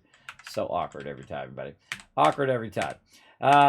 Sugar Bombs, Yao Gai Pastry, right there. Try not to be awkward, chat. Please don't be awkward. All right, rat away. I don't know if he meant to do that on purpose, but it happens to me all the time. People are like, yeah, hey, Kismet, can I join you? Sure. And then what they do is they jump in front of the screen all the time so they can see themselves on. Just kind of like people who, they see themselves on camera when they're walking by like an electronics store, and then they're all, hey, look at me, on camera. Again, I don't know if he was doing that on purpose, but it just reminds me of that big time. All right, get rid of these nuclear key cards. I don't need that as well. You got to do some deep cutting, everybody. Deep cutting of your loot. So I'm literally getting rid of every extra thing that I can get rid of here. Oh, and Clockworks has launched a nuke. Okay, now we need to get rid of some of this other stuff. Now, the armor is probably the first thing I can get rid of. You're like, Kismet, those are awesome legendaries. True. Those are some awesome legendaries, but it doesn't do me any good if I can't go and get more today and can't really play the game because my inventory is so darn full. So, again, let's get all the armor out of here. Now, again, these are a whole bunch of legendary scripts that I could make legendary armor from later on. But I don't worry about it anymore. But I don't worry about that. Remember, you can always get all that stuff again. You can always grind that stuff out. Just get rid of it. Don't torture yourself. Does not have enough caps. All right, well, there's a surprise. There's a surprise to no one. Now, also what this does, everybody, is it does take this stuff out of your loot pool. So when you are trading out stuff to the vendors and then buying patterns and things like that, it does take it out of your overall loot pool. So again, and then of course it's patterns that you could use. I don't even look at what the patterns are. I just buy them just to get the caps back up. Now, one of the smart things to do, by the way, is also to go in and read all of these so you don't accidentally buy them multiple times for no reason. Oh, Nuka-Cola balloons, cool. So you don't accidentally buy them by mistake again and thus wasting your caps overall. And watch this, everybody. Here we go. I'm about to sell a crazy ton of legendary stuff right over here. Look at this. We're going to just sell off all this armor. Now, actually, there's some decent combat armor in there, too, I could be using because I need to work on my personal armor. But I actually am at the state now where I like to just make my own stuff, right? Make my own armor, make my own stuff because my durability of my stuff is much higher. Plus, I have a chance of doubling it up. So I could try to put a legendary on one and say, that's not very good. Or it might be something that I don't need, but maybe it's like a bloodied set or something like that. And I can go ahead and sell it in my vendor. And by the way, some of that stuff that I'm selling is worth, tens of thousands of caps. You could run across some really nice stuff. Things that have really great perks on them, but I don't even look at the perks anymore. But I don't even look at it. I just get rid of them because I rather have the inventory space. And again, that's the big trade-off in this particular version of Fallout is that you have to make look at that. That's circuitry right there. I'm taking that one. You got to make that trade-off between what you want to save and what you want to get rid of. Now, the same thing here. Now, I've cleared out all of my stuff. I'm still at 700 down here. And the reason why is because of all these cool weapons that they gave out. Now, one of the things that I suggest to do that makes it a little bit easier, because you're going to probably want to save some of this stuff. You're like, Kismet, oh man, I want to save this weapon and that weapon and that weapon. I'd love to save all of these cool kind of legendaries or unique legendaries and stuff as well. But there's really no need for me to do it. Oh, seismic activity up again. I'm just going to ignore it now. I got to spend some time clearing my inventory. So I'd love to keep, the Burning Love bow and the grand finale and put them up in a case and all of that stuff. But I've got to make those tough choices, everybody. Got to make those tough choices so that you have an inventory that is with enough, especially if you don't have Fallout First, which I don't right now. Actually waiting to see if they'll sponsor me for another year for Fallout First. So I have to make the tough choices, everybody. Bye-bye. All of this out of here. Oh, doesn't have enough caps. All right, well, that's fine. We'll go over here, find this vendor again. Right over here. And again, just grab some more of these patterns. Now, you see I have a little bit of a problem, right? I'm starting to run out of patterns that I can buy as well. That's another problem. And again, this is how I make so much cash. Now, what you need to do, though, is you need to have a backlog of cash down here. Like I have 20,000 caps when I started. You can see I'm down to about 11,000. I find this is a great use of your caps is just to help you clear your inventory And then you're like making the caps back, and then you're selling it off, and you're making the caps back, and so on. So let's just go ahead and do it. I'm going to go ahead and sell some of these unique items as well, some grenades. I'm just going to go straight down and sell it. Now, I'm going to make sure I don't accidentally sell something I want to keep. The way I make sure of that is that I put it all the way at the bottom and I put a Z on it. Like I have crowd control down here, which is a great weapon down here because it's actually an explosive weapon, 90% reduced race, and reduces your target's damage output by 25% for 5 seconds. So this is a really great weapon, and I've actually been saving it for one of you. So if you come into the game, if you're level 50 or higher, I can give that to you, and you can AoE shoot the mobs, so you're getting tags on the mobs, so you're getting that. But at this point, I'm just going to get rid of it, sell it off right over there. Oh, he doesn't have enough caps. So again, we need to go in, see if there's any patterns we need to learn. We already learned all of those. Now we've finished the free states guy. And so he doesn't have any caps that I can, or doesn't have any patterns that I can learn. So I basically learned all of the patterns in those vendors. So what I do when I get to this point that I've kind of learned all of the patterns is you go back and you check from time to time, right? Like one of the first ones I did was way over here, which you can see down here is the responders. So I go over to this guy and see if he has any new patterns. The patterns now come to the top. You can see if you add up all of these caps, everybody, this is how many caps I've spent roughly on there. Now, of course, you go to player locations as well and basically do that, but they don't trade back caps for you. So basically, if you buy their patterns, and you can't really sell anything to a player unless you were doing it in your own camp. But the vendor, you can go back and forth and burn up those caps that are just burning a hole in your pocket anyway. They're not really helping you. But sometimes those there'll be new patterns in there. Patterns that didn't show up this time, but show up in the future, because some of those do rotate. Great example is stuff like, like lights and things like that that are rarer patterns that'll only pop up from time to time. So I'll go through and again, just double check all of these vendors. And you can see that I've gotten all of that one. And just go vendor to vendor and make sure you've gotten everybody. Now, some of these vendors over here don't really have any patterns, right? So you can buy other things from them if you want, but they don't have any patterns. And so what I do is I kind of systematically move my way down. Now over here, same thing. You trade with Alexis here. You go to notes, no patterns in there. So that's why I usually skip that person, but I'm just going to click everybody on the way down. Now, the other one over here is the Brotherhood of Steel. And again, we'll just go ahead and go right to notes. You can see that, again, tens of thousands of caps or hundreds of thousands of caps really at this point. Remember, I restarted. This is a new playthrough. This is not counting the 5 other times that I've done this. And he's got some plans, but I've already got all of those as well. I love this moment, though, because, this is a lot of hard work right here. There's a lot of, trading your stuff out for the thing. And look, he doesn't even have so many things to scroll. So you can see that one is already done. He's actually got some fashionable glasses today, too. And then over here, we've got some cooking guys that we can check and see if they've got anything new. Nope, nothing new there. And just every now and again, if you're running through here, you want to sweep through and check and see if they've got any stuff for you. And then go here to Black Powder and check the Raiders, which we already checked earlier, but I'll just double check it again. No Raiders. Over here. Nope, got all that. And we already did in there. Did we already do in here?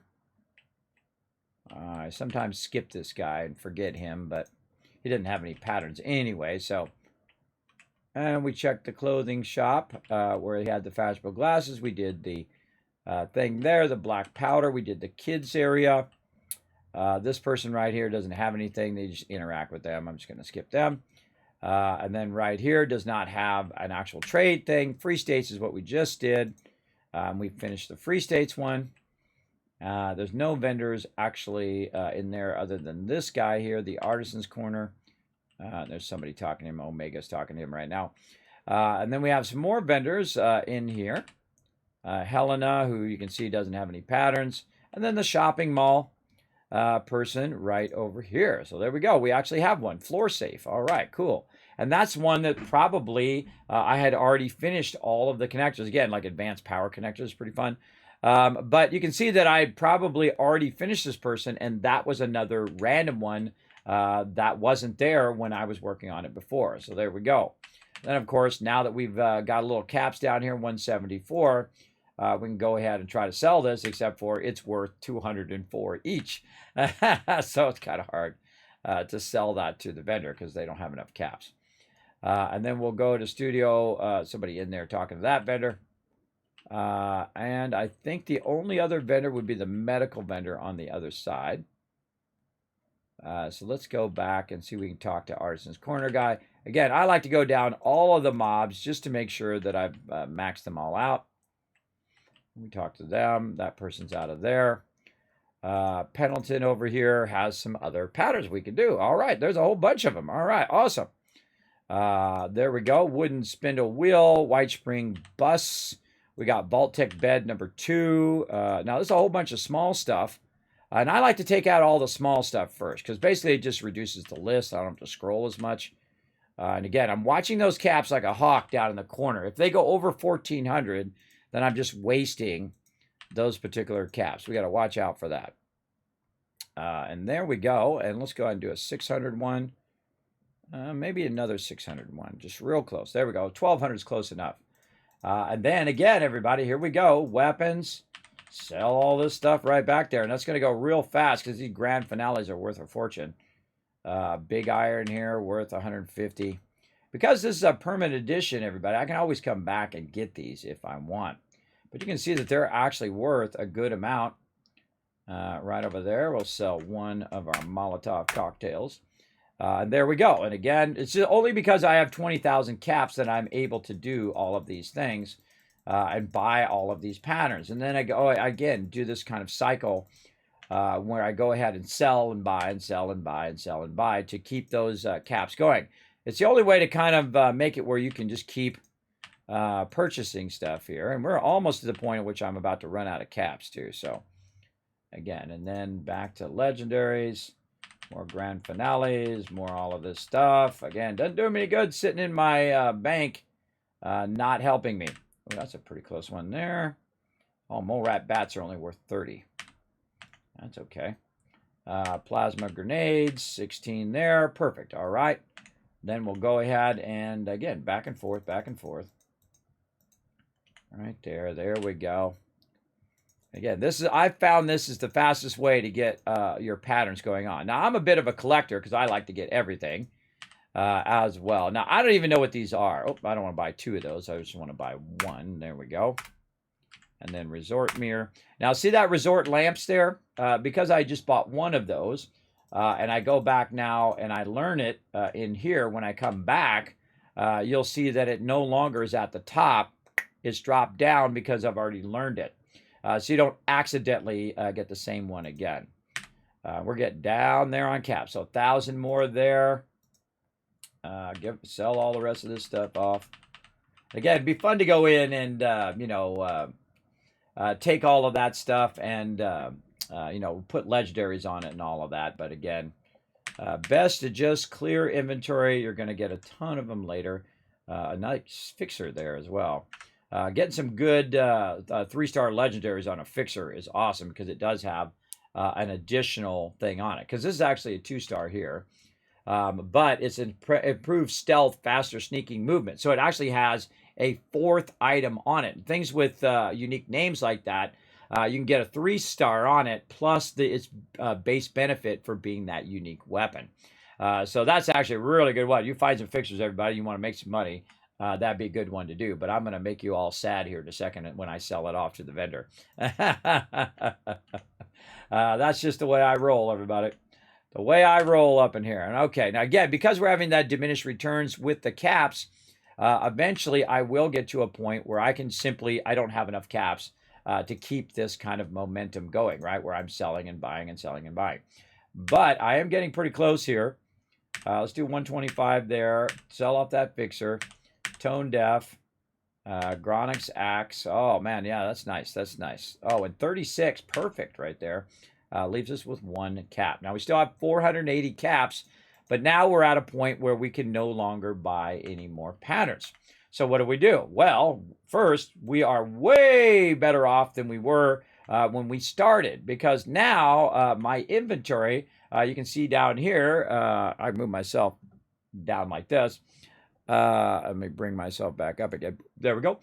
You can see that right down here, my inventory is no longer 1,000, right? It was 1,000 or 1,200 before. Now it is 341. So even where I'm at right now, I am only slightly overburdened. If I got in my power armor, I would not be overburdened anymore. So basically that helped a lot. Now there's other things that we need to do as well. And let me back up there again. There we go. There's other things that we can do to try to clear that inventory as well. Now, before I do that, though, I'm going to go ahead and put some stuff back into my stash. And I find the best thing to do if you want to deep clean your stash is to take everything out that is in your stash, and then put the things back that you know you want to keep, right? And so I know I want to keep my thirst zapper. Right? Anything else? Armor? No. Apparel? Do I want to keep any of that? Well, I'm going to keep that stuff on me. I know I want to keep this. That's fine. How about here in my food? I know I want to keep my canned meat stew. I know I want to keep my thing. I know I want to keep my quantum. I'm keeping my thing right now. My bobble, my perfect bottle thing.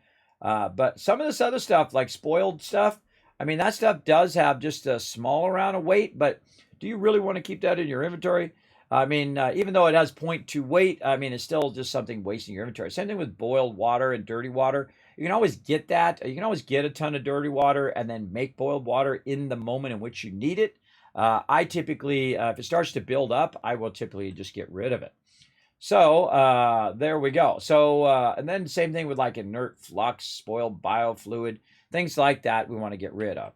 Now that I'm to the point, everybody, where I'm no longer overburdened, we've cleared a ton of our inventory. Again, this is probably the most important thing you can learn in the entire game is how to manage it, because they do not give you enough space. And it used to be they gave you 400, and then they gave us 600, then they gave us 1,000, now they gave us 1,200, and it's still not enough. It needs to be like 10,000. I mean, massive. It needs to be way bigger like it is in Fallout 4.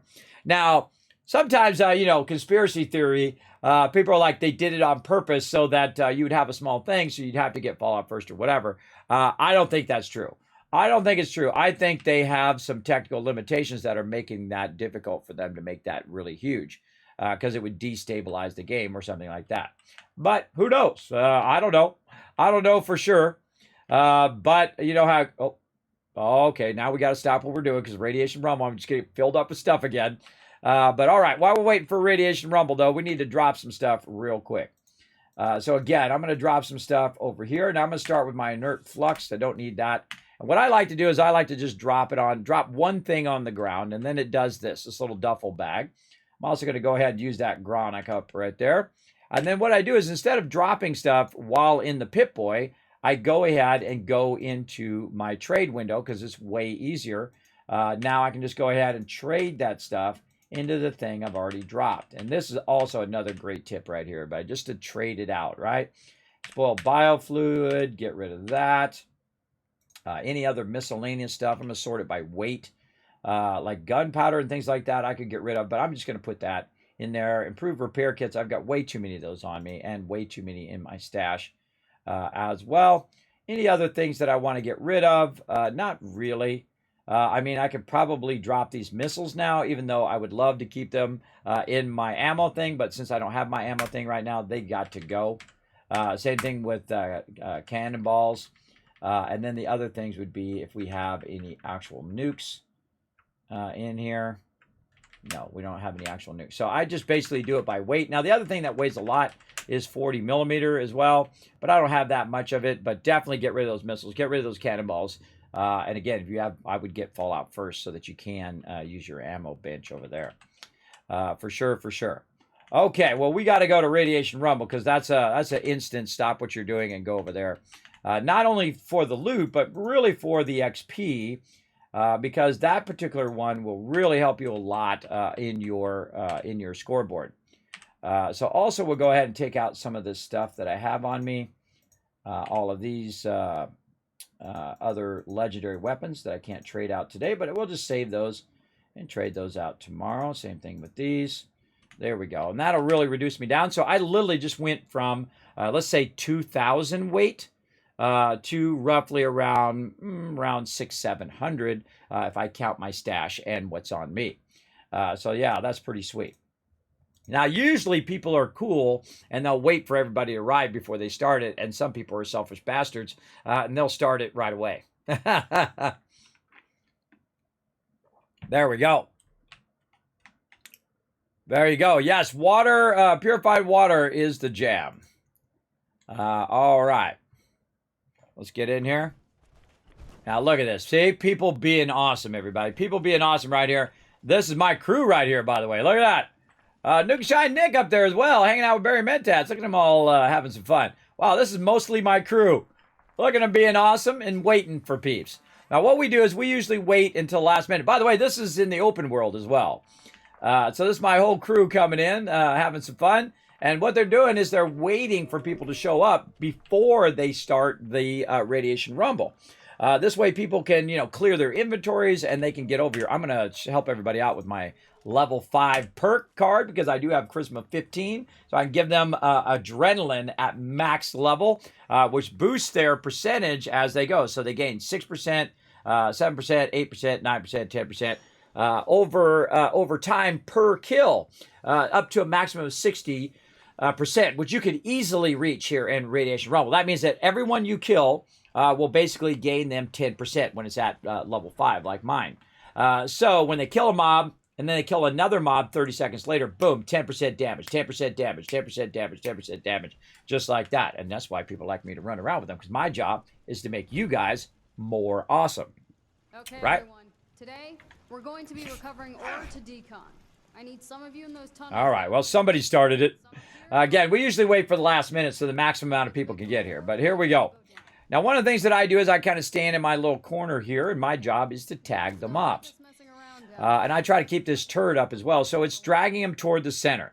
And the reason why you want to drag them toward the center is so that you're not killing them way out there. You're killing them in the center, so people on this side are getting the XP, and people on the other side are getting XP as well. And they try to do the same. They try to drag it to the center and then kill them in the center.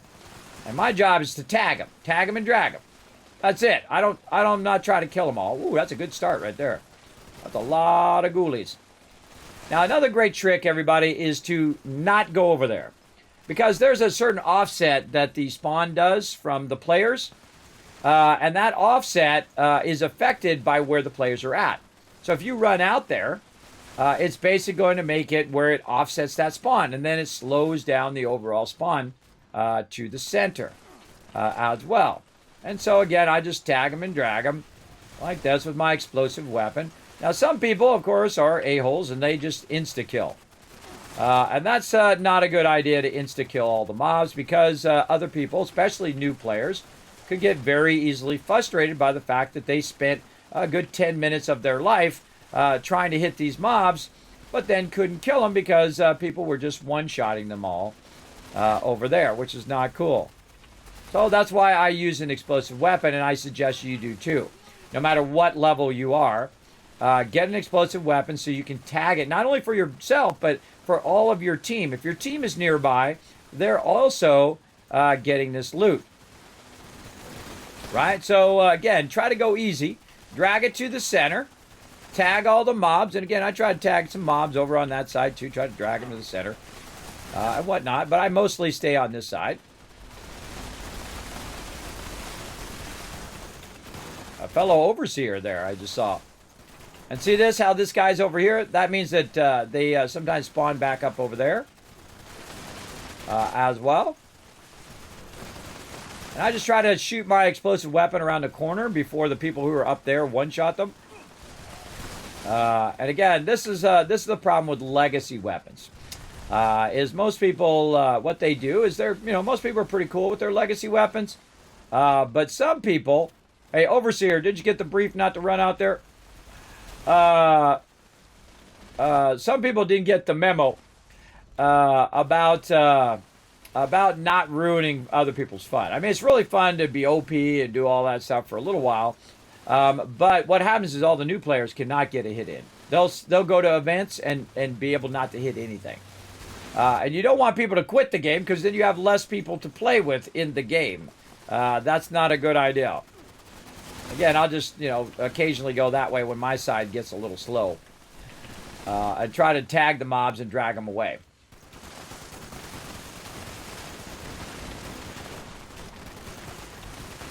Don't be that guy. Don't be that guy running out there, everybody. I specifically stay back here for a reason. I could run up there just like everybody else. But I stay back here just to drag. Now, Rotisserie G doing us a solid up there. That's okay what he's doing. He's out running and gathering the ore. And when you gather the ore, you have a shot at the most rare pattern in the game. Which, pew, pew, pew, exactly. Which is the radiation barrel, which I've gotten many times from it. But it's like a 0.01% chance of dropping it here. It's worth like about 30,000 caps in the game. I actually got it the other day. Caveman Mox came up to me and says, Kismet, can I pay that on installments? And I said no. And you're like, oh, Kismet, that's harsh, bro. No, I just took it out of there and I just handed it to him. I don't care. It's just virtual stuff, everybody.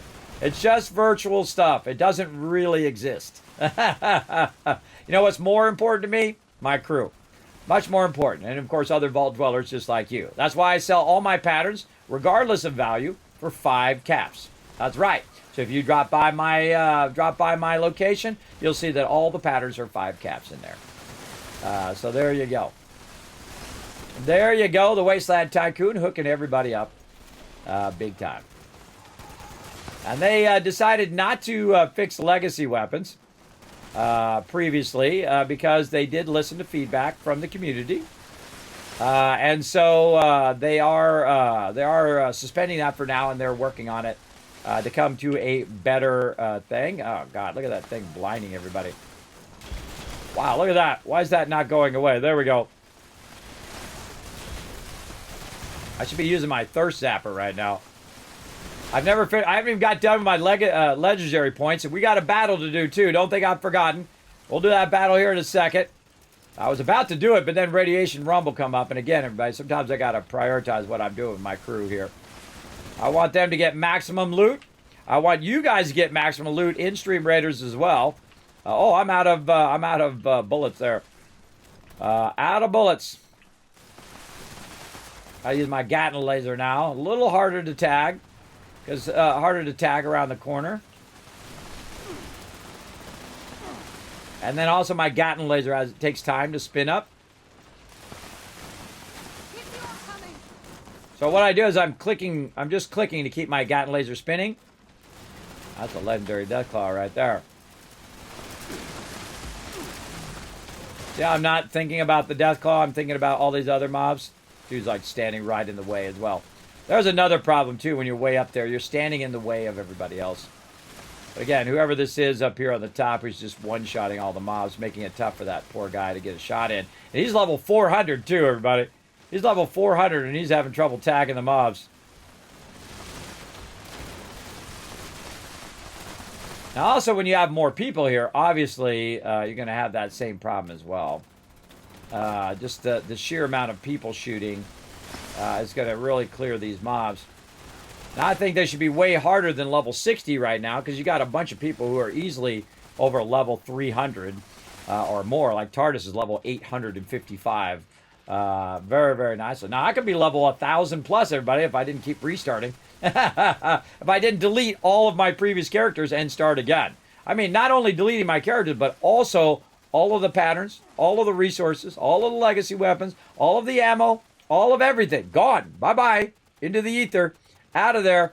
That's the kind of hardcore player that I am. Because I don't get attached to that stuff. You get too attached to your previous characters, you don't push yourself to learn new stuff.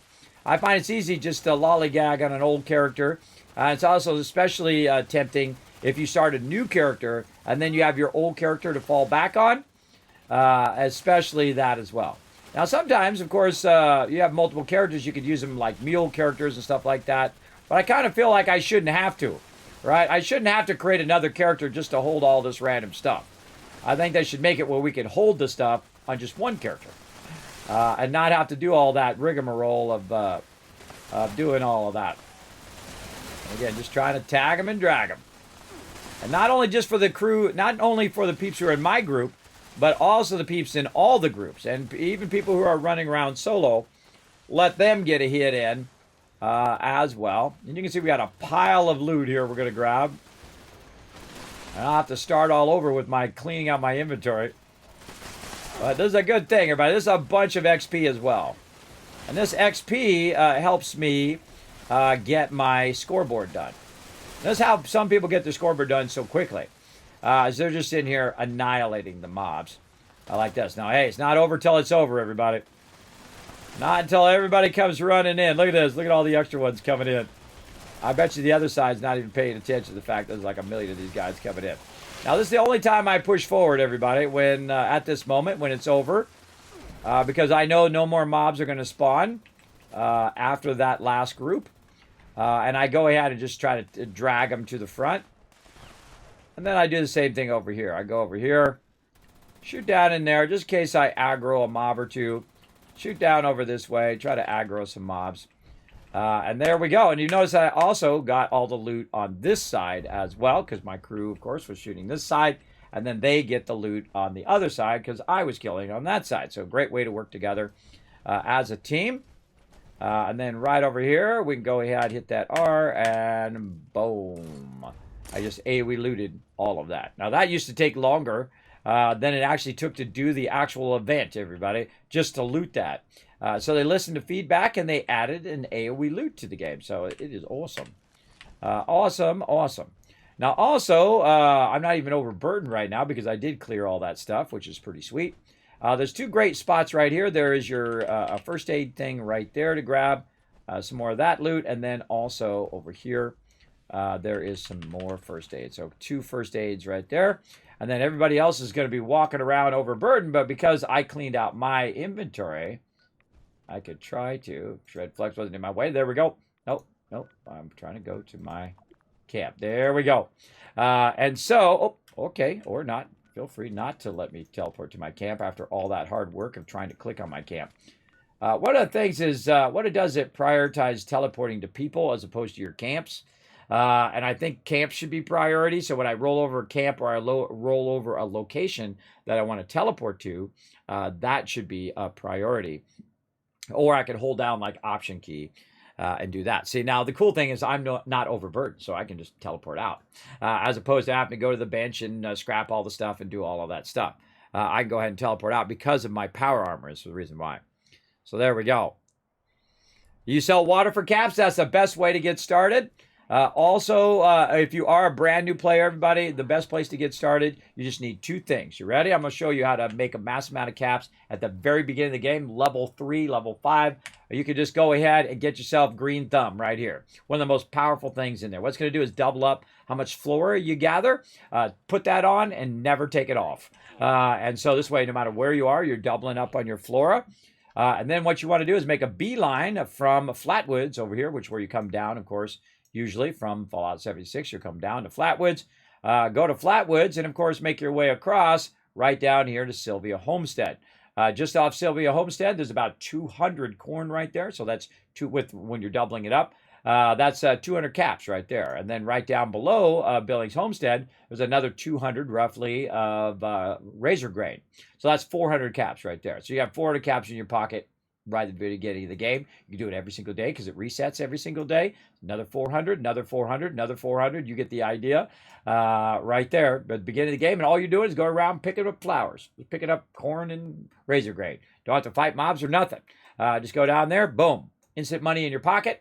Help you buy some better gear or help you, of course, sell stuff to the vendor, buy stuff from the vendor very easily in the very beginning. Or even better, you could go ahead and get that, sell that to the vendor, get those caps and go to a player vendor, somebody who's selling something for fairly cheap and get yourself a decent weapon right at the very beginning, or armor or whatever it is you're looking for. Maybe stem packs, rataways, whatever it is, usually fairly cheap at people's camps. Now, some people charge way too much and just jump out of their camp, go somewhere else.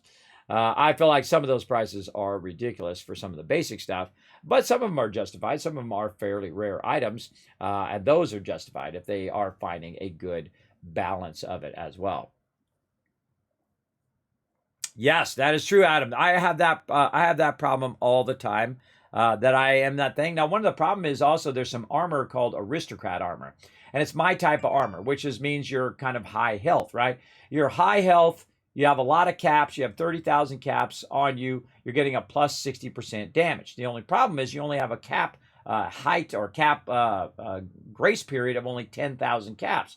Now, I can tell you that I can make 10,000 caps in a week, or maybe even more, without even trying. I'm not trying to make the caps, everybody. That's the thing, right? Especially you put it in your thing to sell. One item could be worth 10,000. So I think they should raise it up another 10,000. I think they should raise it to 50,000 because then you'd have at least that some more to gap, so you can still utilize your vending when you were playing. So it basically, if I do the aristocrat thing, it makes my vendor useless because I'm just going to cap out, and then all those caps would be wasted. Because if it goes beyond the 40,000, just like in Fallout Shelter, if it goes along above the max, those caps just go off to the ether. Everybody, you don't get those later. It's not like it puts it in a little cap reserve, and then you get those caps later. You lose those caps. So yeah, that's a big thing I struggled with on my previous playthrough, where I was using that aristocrat armor, which is a bummer. Now watch what I get out of my power armor, everybody. I'm gonna get out of my power armor here, and then take that out. Oh no, I'm still not overburdened. Woo, mama, that did work out well. Look at that, 275, nice. Now again, everybody, I don't have enough caps because I did burn up a good portion of my caps today. To do it. So I can't do that little trick. So now that I cleared out my inventory, I can actually use my inventory. I'm at 437 down there. See that? I deep cleaned it. And now I can go ahead and put these ones away. Oh, there's a bunch of 1 stars. Wow. Oh, I didn't want to put that away, though. Just get rid of that. Now I can go ahead and have room for all these legendaries that I can go ahead and trade out tomorrow, right? Especially if you do Radiation Rumble. Now, I suggest also these just little base ones like that. Scrap those as quick as possible. Just keep scrapping those the whole entire time, and you'll get patterns for that a long time. All right, what else we got in here that we can clear? Now, you're going to notice that I'm not going to go pick up more purified water. I'm not going to pick up that stuff. I'm going to let that stuff run, and when I'm ready to sell the purified water, that's when I'll go pick it up. And you guys are welcome to come to my camp and grab some. Need yourself some food or something you need to put down. I have all the different types of food, purified water. I have all that stuff, including the morbid thing over here as well. It's way on the corner of my camp somewhere. Where did I put that? I moved it closer right here. The morbid well collector, which is irradiated blood packs and empty blood sacks and things like that. If you are making blood packs and things like that, you can go ahead and utilize that. Or if you're like a vampire or whatever, feel free to utilize that as well. Again, I have all the different things. Oh, Tunnel Love. I have all the different things that allows everybody to do anything they need to do, right? I got popcorn, not locked. Come over and grab some popcorn, grab some coffee, grab all that stuff.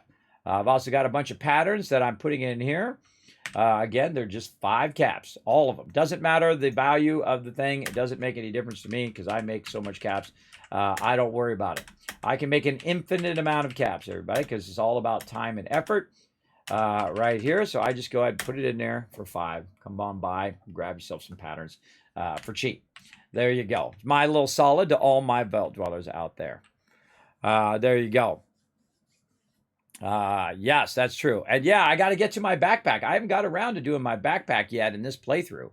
I find actually the Pioneer Scouts to be incredibly useful because that backpack is awesome. You have a smaller backpack and then a larger backpack, which actually does help your thing. Plus, it's really cool because you can put all sorts of backpack flair on it and stuff. I want to put my bottle of Cappy on there, though I love my jacket, though. Now, I wish there was a way to hide your backpack but still use your backpack, right? Wouldn't that be nice? Because I like my bottle of Cappy thing. But eventually, of course, I want to get my bottle and Cappy little things that drape from the back of my backpack. We'll get around to all of that, I don't know, whenever we get a chance in between all the other millions of things that we're doing. Okay, so again, just reducing. Now, I've probably got a little armor I can put away now. And let's check this food and drink. See, I just got a bunch of that. And I got a bunch of glowing blood again, too. All right, well, let's put that away for now. We can sell that when the vendor resets. Diluted's in there now as well. We got Scouts banners. What is that for again? What does the banner actually do, everybody? Survival, teamwork, research, discovery, innovation. Open near your friends so everyone can enjoy. All right, let's go ahead and try that out. Let's go ahead and put one down at my camp. I don't even know what that actually does. I'm gonna put it over here on the side of my camp. How do I actually use it? There's a question. Just click it. Oh yeah, just click it. Scouts code, teamwork. Go see what that is. Scouts call, 5% chance to trigger all scout codes on kill. Scout code, teamwork, restore 100% AP. What? For an hour? What? Holy mackerel. Auto revive is if incapacitated once every 5 minutes. Oh my God, that is like super powerful. I feel bad I wasted that just now. Holy mackerel. Okay, those are epic. Wow, wow, wow. Okay, that is a really good one when you are taking on like the Titan, or a really good one when you're taking on tough mobs. Holy mackerel. Okay, that one is epic. Wow. It's pay to win. It does seem a little bit for sure. Is that in the Atomic Shop now? Again, they are sliding a little pay to win with some of these utility things, but I don't feel these ones are too bad. You know, the repair kits and bubblegum and carry weight boosts. I don't feel those are bad. You can get those all in game anyway. But yeah, that seems a little OP right there. It seems a little OP, but again, at least it's not egregiously bad, right? It's not what's the name of that one that just like makes you spend $10,000 on it? What's the name of that one that people spent $10,000 to PvP and be the ultimate, and then they realized that they were in a ranking that was so high that no one else could get in there, so they couldn't even PvP after spending $10,000? What was the name of that game? I forgot now. I forgot what the name is. It's one of those Diablo something. I put it out of my head. It's so sucky. It's so abusively bad. Oh, Diablo Immortal. Yeah, it's Star Citizen. No, not Star Citizen. Star Citizen, that you're paying for the development of Star Citizen. So you got to go into it with eyes open, everybody. I bought mine. I've spent over $1,000 on Star Citizen. And that was 10 years ago. That's when I actually had money, everybody, way back in the day. Yeah, I put a bunch in there, and I don't feel bad about it at all. I don't feel bad about it at all, everybody. Sometimes in life, you take risks, you take chances. And that gave them the freedom to not have some EA or Ubisoft or whoever was going to push out too early, push out the game too early, and then we'd have a crappy game, a forever crappy game. Because then, of course, they're not going to get any more funding after that from the studio. Again, they're going to have to run on like a very limited budget, just trying to keep it alive. So it's better if it's supplied by the things, because then they can take their time and do whatever. But I feel like they're going for the Duke Nukem Forever record, which is like 13 years in development. The problem is when you take that long, the technology keeps changing. So you, of course, have to change what you're doing to keep up with that technology. And that's what the problem with Duke Nukem Forever. All of a sudden, it was like this technology changed and they had to fix that. And then this technology changed and then they had to update that. And this and this. And they just kept getting in that technology kind of warp, that technology wormhole. That they went down, or what was that, vortex or tempest. They got stuck in that tempest, and they, by the time they get it to a point where it's almost ready, well, now we got to change it to do it part of this new technology. And that's how it goes. Yeah, Star Citizen is fun. Exactly. I find it fun. I've never flown my 890 jump. That's right. I have an 890 jump, everybody, and a Phoenix. And I love those. Those are like luxury ones, right? I call them the guild party boat. And I actually have what do they call it over there? Organization. I have an organization over there on Star Citizen. You guys can come and join it if you want to. I don't play Star Citizen. You know why? Because it ain't done. Because the last time I tried to fly my 890 jump, it was like 18 hours of trying to get it to fly. I could not get it out of the hangar because another 890 jump would spawn. It would crash. It would just barely bump into the side and then brrr, boom, and then blow up. I mean, you can go back and watch my video on YouTube, everybody. Just absolutely nonstop fail for hours. And I was trying to land I was trying to come from another place before they added the quick travel. Now you've got, of course, quick travel from one place to another. But I was trying to bring my constellation in, my Phoenix, and I was trying to land it. Well, the problem is you go from atmospheric flight to basically air flight, which is different, right? Because when you're in that space, there's no up in space, and you're just floating, right? But when you're in atmosphere, you got gravity, and that gravity bringing you down. So I must have, I don't know, 50 times. I mean, I did it for 8 hours, everybody. I was just trying to get myself to where I could summon my 890 jump. So I come in and just, and they make the things like just exactly the size of your ship. Stupid. Who would design that? Who would design where you have an open hole and you fly your ship and you go down in the hole? No, what you do is you put the thing on the top, you come in, you land on it, and there's a reason why that's there.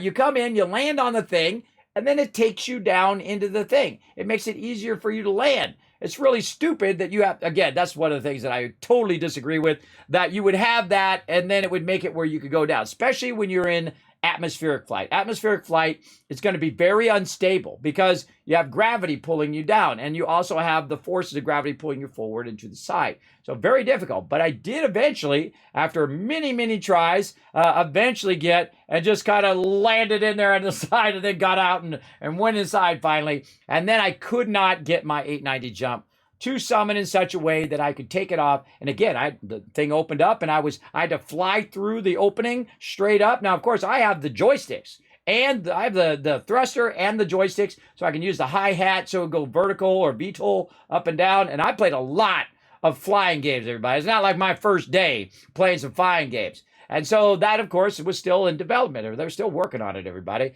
And so I don't get upset about it. I don't say, you guys suck and I'm never going to play this game and I want my money back or whatever. I can see that they're still working on it. So the best thing for me to do is say, I'm going to come back to that later. I'm going to come back to that later when they got it fixed and they got it working much better. And then I give them respectful feedback and say, look, this whole landing inside a thing with this is exactly the size of your ship and you barely touch the side and then your thing starts bouncing around. You have no control over it. Because how would it really work, right? If my ship came down and I touched the side, it would bump the side, especially in atmospheric flight. You would just bump the side and then you could, because you got your thrusters holding you up. So you just bump the side and it would bump you back and then, you have a little bit of bumping and then you would land and be fine. Not like barely touch, and then all of a sudden it creates like a gigantic push against your vehicle. And then, of course, once you start banging around like that, you can't control the thing. It's very frustrating. Very frustrating when that happens. Now, of course, if you were in space, you'd have even less of a problem because you bumped into it. There's not really that much gravity or momentum that's going to pull you down or bounce you around like that. You just bump. And then, scrape off some of the paint off the side of your ship, and then you could land and you could get in there quite easily. So that's my feedback on that. And I gave that feedback a long time ago when the 890 jump first came out. But will I play it when it comes out? Oh, absolutely. Absolutely. I got my joysticks ready to go right over here. And I bought those joysticks just to play Star Citizen. But I also, at the same time, there was another game that came out. Oh, God, I forgot the name of it now. What's the other space game, everybody? It came out about the same time Star Citizen came out. They're somewhat competitors. What's the name of that space game?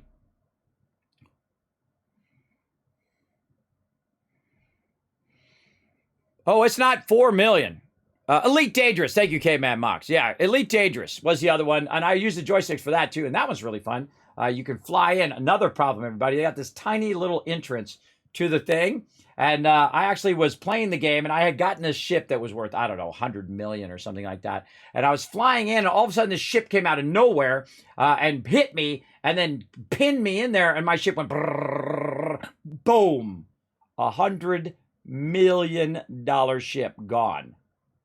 Like that on my last run. I was just about to get the bigger ship, and I had to do it all over again. I had fun doing it. Really fun game, by the way, Elite Dangerous. Highly recommend that one as well. I played that one a bunch back in the day. So thanks for letting me know. Yeah, it's not 4 million. It's $500 million. Billion with a B dollars in crowdfunding. They are the largest crowdfunding. They were the largest crowdfunding at 50 million. I think the next one down from them is like 30 million or something like that, or 10 million, something insane like that. but they're at 500 million. The only other game that was that expensive was Star Wars: The Old Republic, which has been reported at 250 million to develop that online version of Star Wars: The Old Republic. Yeah, that was a lot because I talked to the devs themselves when I was at the Guild Summit. That's right, I went to the Guild Summit, but I feel pretty special about that. I went to actually BioWare headquarters and got to tour it and all of that. Super neat. But yeah, 250 million, everybody, that's a lot. But this is 500 million. Crazy. And it seems suspect that, but they're making more money on the crowdfunding part than they are actually on if they actually put the game out, because they're not making that much money there. And that's the thing, right? That's the lure of keeping it in that state. So you just keep collecting more and more money. Let's see, how much has Star Citizen raised? Right there. Let's say, yes, they're currently at 500,075,000 in crowdfunding. 4,096,000 backers, roughly. So yeah, so in total, $500 million. So 500 million. So yeah, that's it seems pretty a lot for a game, doesn't it? But then again, their game is like 20 games in run. See, that's why it's taking so long. Is because they have what's known as feature creep. Feature creep is something where you just keep adding more and more features, and the scope of it gets bigger and bigger and bigger. That's one of the largest scopes of any game of all time, everybody. The scope of it is absolutely massive. Like when you're playing a Call of Duty, you know what a Call of Duty is all about. It's not also going to have spaceships and roller coasters and, surfing in it and driving little mopeds. It's not going to have all of those little extra things that are going to be in other games, right? You're not going to be playing as a goat I don't know, maybe they'll add you playing as a goat in Call of Duty. But you know what that game is all about. And it seems like it's a big game, but it really has a narrow focus of what the mechanics are of the game. Where Star Citizen has a massive amount of stuff. It's like their single player has been coming out. It's going to come out this year for 5 years now. Okay, it's coming out this year. No, it's coming out this year. No, it's coming out this year. It's coming out this year. Even their single player is not out yet. So their single player, they got that going. They've also got a thing where you can fight versus the AI. They also got PvP where you can fight versus other people. They've also got the ground-based attacking. They also have it where you transition from the space and then you go right into the atmosphere, into the planets, right? And plus they have a ton of planets that they're doing as well. They also have weather systems and a whole bunch of stuff like that that they've added to it. And there's more and more and more and more and more. It gets piled up more and more and more. And you need people and you need time to make that stuff all work. And it is off the scales huge now, everybody. It is the amount of things that they're trying to do in one game is like 20 games in one. So that's why it's taking 20 times longer than one game would take. Is because their scope is Goat of Duty. We just made that up, Multiverse. We just made that up here in the stream. Goat of Duty. Oh, I should make a parody of that. Or maybe some of you should make a parody. I should make a parody of that and send it to my buddies at Coffee Stain. That would be awesome. See, I'm a graphic artist, everybody, so I could do anything. I can do whatever I want. Oh, I'm going to write that down. Goat of Duty. I'm going to give you credit, too, for thinking that up, Multiverse. Totally. Let me write your name down. Multiverse. Nomad. All right, that becomes a big meme on the internet, everybody. Then I'm gonna do it. What I'm gonna do is take my goat from Goat Simulator 3, and then I could put it in the game and I could put all the titles up. Goat of Duty. I think that'd be funny. But I got like 100,000 other things I should be doing. See, I come up with all these ideas and I put them in an idea list. But there's just no way that just one human being could do that many things, everybody. These are thousands long. But I always think you should write them down for that one day where you don't feel like doing all your other things that you should be doing. And you think, I'm going to take some time and make myself a little thing for Goat of Duty. Modern Farm Fair. Oh, another good one. Hey, be putting those on the Discord. Put those on the Discord. Those are good ideas. I like those. Those are funny things. We could be doing a bunch of those. I'll throw the Discord link right over there. Make sure that you do pop over there onto the Discord right here. Make sure to go ahead and read the rules right here. These are the rules. And then right there at the bottom, there's a green check mark. You click that green check mark, gives you a special title, Teamwork Tycoon. Then you can post all sorts of stuff in here. You got some funny stuff like that, suggestions and things. You can throw them in the general chat right here. You go ahead and drop them in there. A lot of people dropping some stuff. I was playing some Midnight Suns right there. Oh, that's a really good game as well.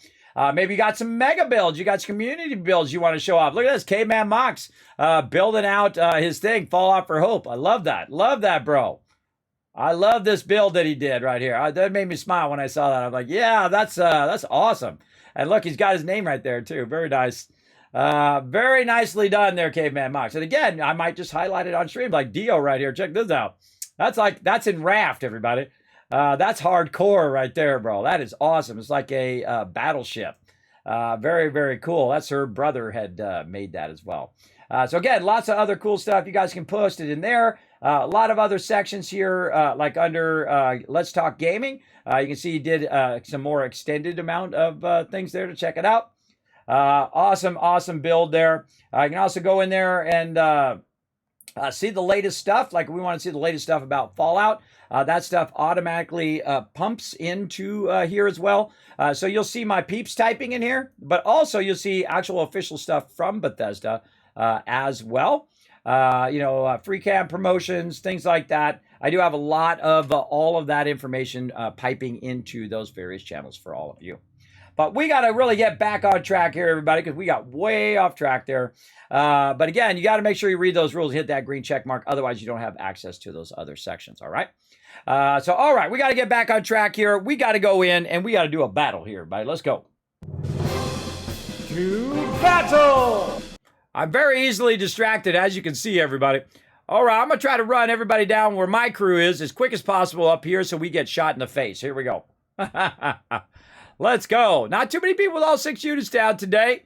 But we'll do what we got to do, man. We're only 21 units. This is going to be tough. Oh, look out. Rotisserie G took one. God, here we go. Bam. Took one in the face. Get that baddie. Oh, get her quick. We're going to die. We lost our healer. Oh, this is going to be a tough one. Man, my paladin is throwing down right now. Thanks for putting that epic down, by the way. There, Rotisserie G. Tardis also with the epic up here. Look at this Orc Slayer up there. Very cool. Shred Flex with the epic. Helping us out. Now, I don't need the chest. You guys go and get him. There you go. Down Incognito got a chest. So did Grave and Rhymes Twitch as well. All right. There we go. We got our silver chest. Whoa! Someone getting 200 gold.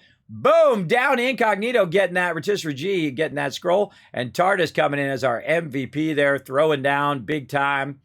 Let's keep it going right over here. Blue chest. Now, again, everybody, you guys are going to need to step it up in the chat. We're going to throw down big time on this one. Now, I'm going to call in the big guns. That's right. I'm going to call me in here. And I'm going to take the hit for the crew here. Go ahead and line up. We're going to need a lot more healers. We're going to need some deeps. We're going to need all that kind of love right over here. Now, we also need to make sure, again, to keep those quests rocking. Whenever you get those quests done, make sure to keep forward in those babies so you get new ones. Or so you start that cooldown so it refreshes for next time. Right over there. All right. And we'll come back to that in about 30 minutes.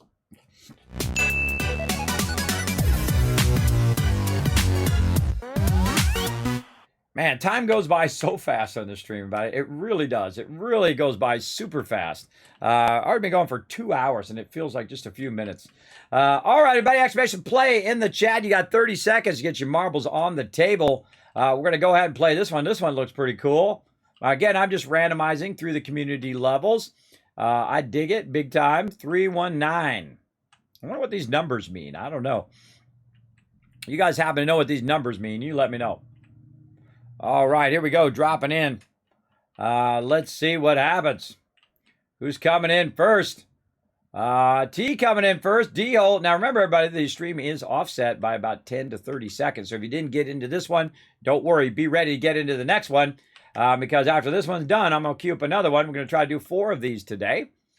We try to do 4 battles and 4 races together. Oh, got tripped up on that one.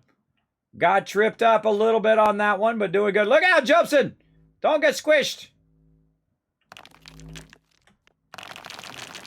Jobson absolutely boss moding it through there. Nice job, nice job. Coming in the front. We got some other peeps dropping in. Foggy coming in there. Paul coming through. Oh, God, look out for the lasers. Look out for the laser beams. All right. I like this one. This one's cool. It's got a lot of interesting stuff going on. All right. Look at that. T coming in the front now. T says, I'm out of here, suckers. I'm out of here. Oh, got stuck in the corner, though. A little tripped up there. Jobson trying to catch up as well. Whoa! Oh, no, T, come on. Save it. Oh, with the save. That actually helped you. That was epic. Let's see some GGs in the chat, everybody. T with a super amount of luck right there. You should play the lotto on that one, bro. You should be playing the lotto. And, of course, if you win the lotto, you win like $1 billion. Come in and give away a gifted sub. There we go. Oh, no, we lost AMZ Alpha. Let's put some Fs in the chat for them as well. T is our winner. Nice job, T. Nice job on that one. You had some sweet luck there. Jobson, I think, going to just take this right in. Number 2. Rowe coming in. Number 3 there, dropping in. Everybody else is coming down the line, coming through. We got Paul coming through. Rotisserie G with the boing, boing.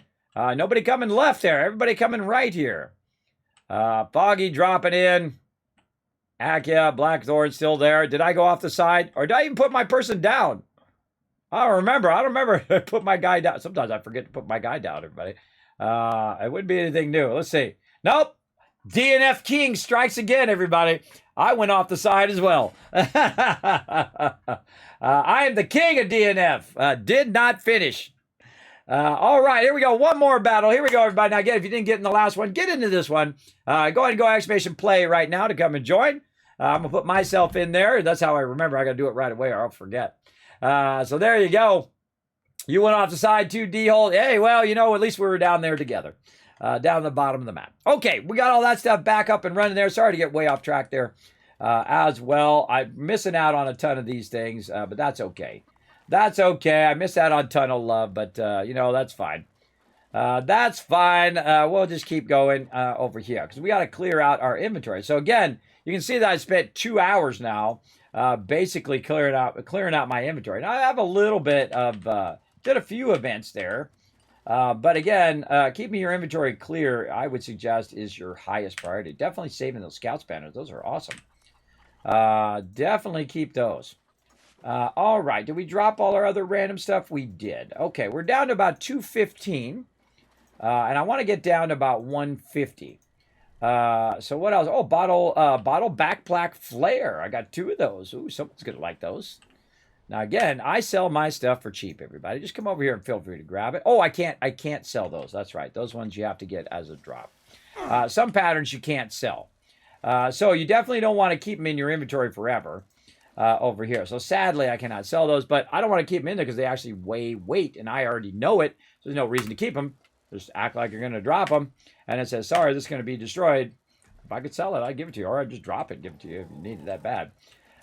There we go. Now, another thing I can do now that I've cleared out my inventory is I can also now drop a bunch of this ammo in there that's weighing me down. Let's get that in there as well. Let's just go to town. Now, what the heck are you doing here? Okay. I need to do some 50 cal in there. Plus, if you do get the deluxe edition, and I highly recommend it, you can actually get right here. And I gave away 8 copies of the deluxe edition away, by the way. Sorry if you missed it. Sorry. I do give away a lot of loot. I gave away a $175 Manscaped package last night. Not kidding. I did. $175, everybody. Gave that on stream. In fact, I've literally given away thousands of dollars worth of free stuff all year long, as well as especially over the last 15 days, because we have unlocked all of our milestones for St. Jude. Now, of course, if you would like to show some love, we did all of that, everybody. All of that I gave out. There's a lot. You got to think some of these are 5 packs of games, right? So 5-pack, 5-pack, 5-pack, 5-pack, 5-pack, next level 5-pack, 5-pack, 5-pack. Those are all a bunch of random stuff. And that's going to be a tremendous amount of my time if I ever get back, because I just don't have enough time in between streaming so much. I don't know how people do this every day, everybody. This is actually a challenge, a physical challenge, a mental challenge, and then you don't have enough time for all the other things you should be doing in your life, like running your towels, making sure your kids are doing okay, your wife, spending time with your family as well, and doing all of that. But for charity, I don't mind doing it, but I would never stream 20 hours a day or even 18 hours a day or 12 hours a day. One, it'll wear you out and burn you out on what you love to do. I try not to do that. I mean, it'd be better for me as a streamer to stream all the time, to stream a lot of hours, especially back in the day. Not as much today, by the way. Not as much today. It's actually smarter today to maximize your time. So if you're doing videos or stuff on YouTube and on Twitch or Instagram or whatever, it's best to split your time up so you're doing a little bit of all those things. You're getting a wider exposure because your discoverability on Twitch is going to be incredibly difficult because the amount of people when I started was like this, right? Was going up and up and up, but now it went, whoa, like that. I mean, it went way up. So, of course, I had an advantage because I started earlier. And a lot of the other streamers who are partners and whatnot, they started earlier than right now. Right now, there's just, giant categories of, 1,000 people in there. And you start streaming and you're 1,001 way at the bottom. Most people click in the first 2 rows. That's the deal. And so that's why I go and I try to help smaller streamers. And my favorite thing is to go in and take a small streamer who's got like 10, 15 people in their channel and push them up to number 1.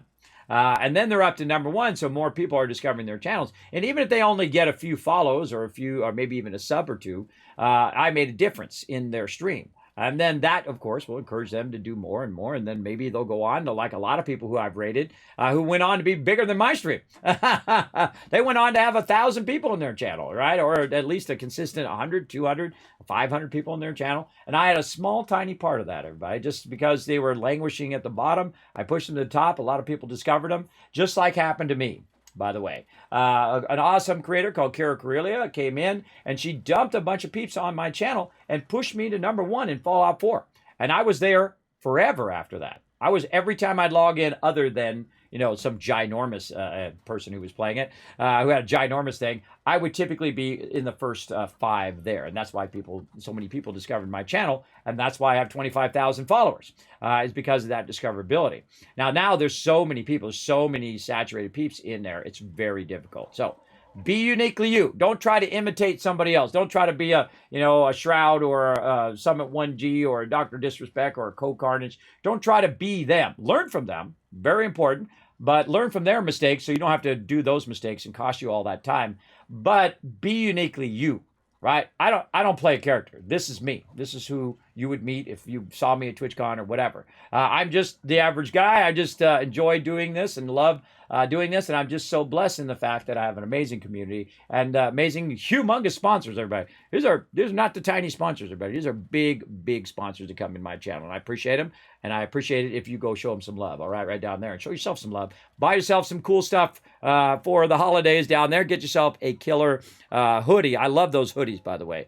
They are the best. That is like my go-to jacket now. I don't use any other jacket. I use that hoodie all the time. I'm gonna wear that thing out. My wife does the same thing. She stole my other one. I got 2 of them, and she stole my other one, and she wears it every day.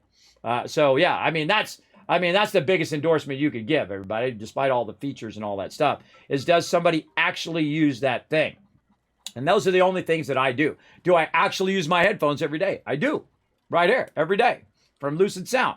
When I'm not wearing my fedora, but because my head is so big, everybody. If I put my even I have the largest fedora size you could get, everybody, and even that I can't put that over my big fat head. And that's a great thing about this too. If you have a big fat head like I do, these are adjustable to fit your big noggin as well. So there we go. So you haven't had a chance to start checking out the giveaway stuff? I have. Yes, I have. I have actually started doing some of it. My messages didn't get lost in some spam filter or something. No, those messages aren't in spam filter. All of those messages actually, what I do, by the way, great tip I'm going to get totally sidetracked again. Great tip for all you streamers out there is to go to your mod mode go to your mod mode whenever you're working with people with whispers, and there's a pop-out box for your whispers. And it's very much like Discord. So when you go to Discord, one of the cool things is that when you're looking at your messages, your direct messages, you can click on it, and then it has a list of what everybody said in that thing. So if you use that pop-out, it has that. I think the regular whisper should do that all the time. I don't know why their whispers suck so bad. You only have this much space to read a long whisper, and you're trying to scroll up and down, and it's acting all awkward. The whisper system of Twitch is terrible, terrible. But if you find that one little trick, it's going to save you a lot, because you got to think that I give away hundreds of items in a year. So I have to go through those whispers, each and every one, and double check and do all that stuff. So I've already started on it, especially the physical goods. Stuff like dog meat here. Those are the first things that I do. I typically do all the physical goods because I have to package those up in a box. I have to do the thing. I have to write out all the stuff, especially international stuff, because I'll send it anywhere in the world, even if it costs me more than the actual item is worth, because that's just the way I am. I'm a old school. So I'll write it all out and then get all that stuff ready first. So that's why it takes time with codes. Now, also, I'm streaming every single day. So I don't have a day off to go and do that stuff, because that stuff takes hours. It takes 5, 6, 10. With that many giveaways, I'll probably spend 50 to 100 hours doing that, going through, making sure, do the thing, taking the stuff, package up. It seems easy when you're just doing a few of them. But if you're doing 100, 200 giveaways like I do sometimes, it's a lot of work. It's a massive ton of work. So be patient, everybody. I have started on it. I have started to get in there. You'll start to see your codes come rolling out all at once as well. By the way, I go down the list, right? Okay, who won first? This person won first. They're the first person. Their random code. Grab that random code, and then I send it to you, just like that. And then I'll just go down that list, So again, also got real life, kids, wife, family. You know what I mean. You got to take care of your bills. Got to take care of your laundry. You got to take care of your real life stuff as well. Do not let that stuff go, because it's only just that much harder to catch up on it later, right? If you let your laundry go, you know you're going to spend a good half a day doing that laundry. So instead of doing that, you spend a lot less time by doing it in little bits, right? Little bits is way better than just letting it build up to a big old thing. And I know everybody's done it. I've done it myself. Let stuff go too long. Like the other day, my kids, I don't know what the heck they were doing, man. They were using up every single towel in the house. So I literally did laundry for like 4 hours, and I folded towels for an hour straight, everybody. I'm not kidding. For an hour straight, I was just doing nothing but folding towels. So there was an hour of my time right there. So, and also, I'm 52 years old. I only have so much energy, but I can't go 20 hours a day. I have bad medical conditions that make me have to lay down. If I get too dizzy, I have to rest, things like that. So this is a giant undertaking for me, everybody. It's a giant undertaking for someone who is partially disabled. But I go to it. I go to it as best I can. So there you go. Yeah, so no, it hasn't been lost, the Ice Cold Killer. I will get to you. Don't worry about it. We love you, Kismet. Thank you, D-Hall. I appreciate that. Kismet, you have a big head because your brain is massive. No, I just think it's full of all this knowledge that it's like hard drive full up there, everybody. I can't remember things anymore. I think it's partial age. It's definitely sleep apnea and my constant insomnia that's making it difficult for me. I'm lucky to be making sentences right now. I'm lucky to be able to talk, everybody. I'm a little worried that I'm going to get to a point where I can't even talk anymore, which is really scary. But at least I'm not dead. Being dead is the worst. That's the worst of all of those combos, for sure. But yeah, holy towel, Batman. I know, right? So yeah, I do a lot of that stuff. Plus, I'm also, I have to process my videos and putting videos up on YouTube. I'm putting stuff up on Patreon. I'm doing all that stuff all day. I work on the stream 7 days a week. There's not a time in which I go, hey, I'm just going to put my feet up today to do nothing. There are times in which I say, whoa, okay, hold on. I pushed myself too far. This is going to affect my health.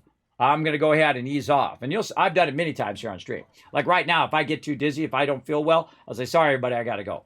Because my health is my number one thing I'm working on right now. And I work on it every day as well. Try to eat better, try to look after myself. I have lost 50 pounds a long time ago when I really had bad vertigo. I mean, that was really bad, where I couldn't go anywhere. I couldn't sit here in the chair for more than 30 minutes. If I sat here for 30 minutes, I've actually fallen out of the chair because I don't know which way's up. I don't know which way's up, and I get real dizzy, and I was like, oh, God, what am I doing? What am I doing? And it's like You know how like you go to like a amusement park and they put you in one of those spin things where you press up against the back of the wall, right? And they're spinning you around in a circle like that. It's like that, but except for it's also like this, where you don't know which way's up. You don't know. The whole ground's like moving under you. It's a daily torture, everybody.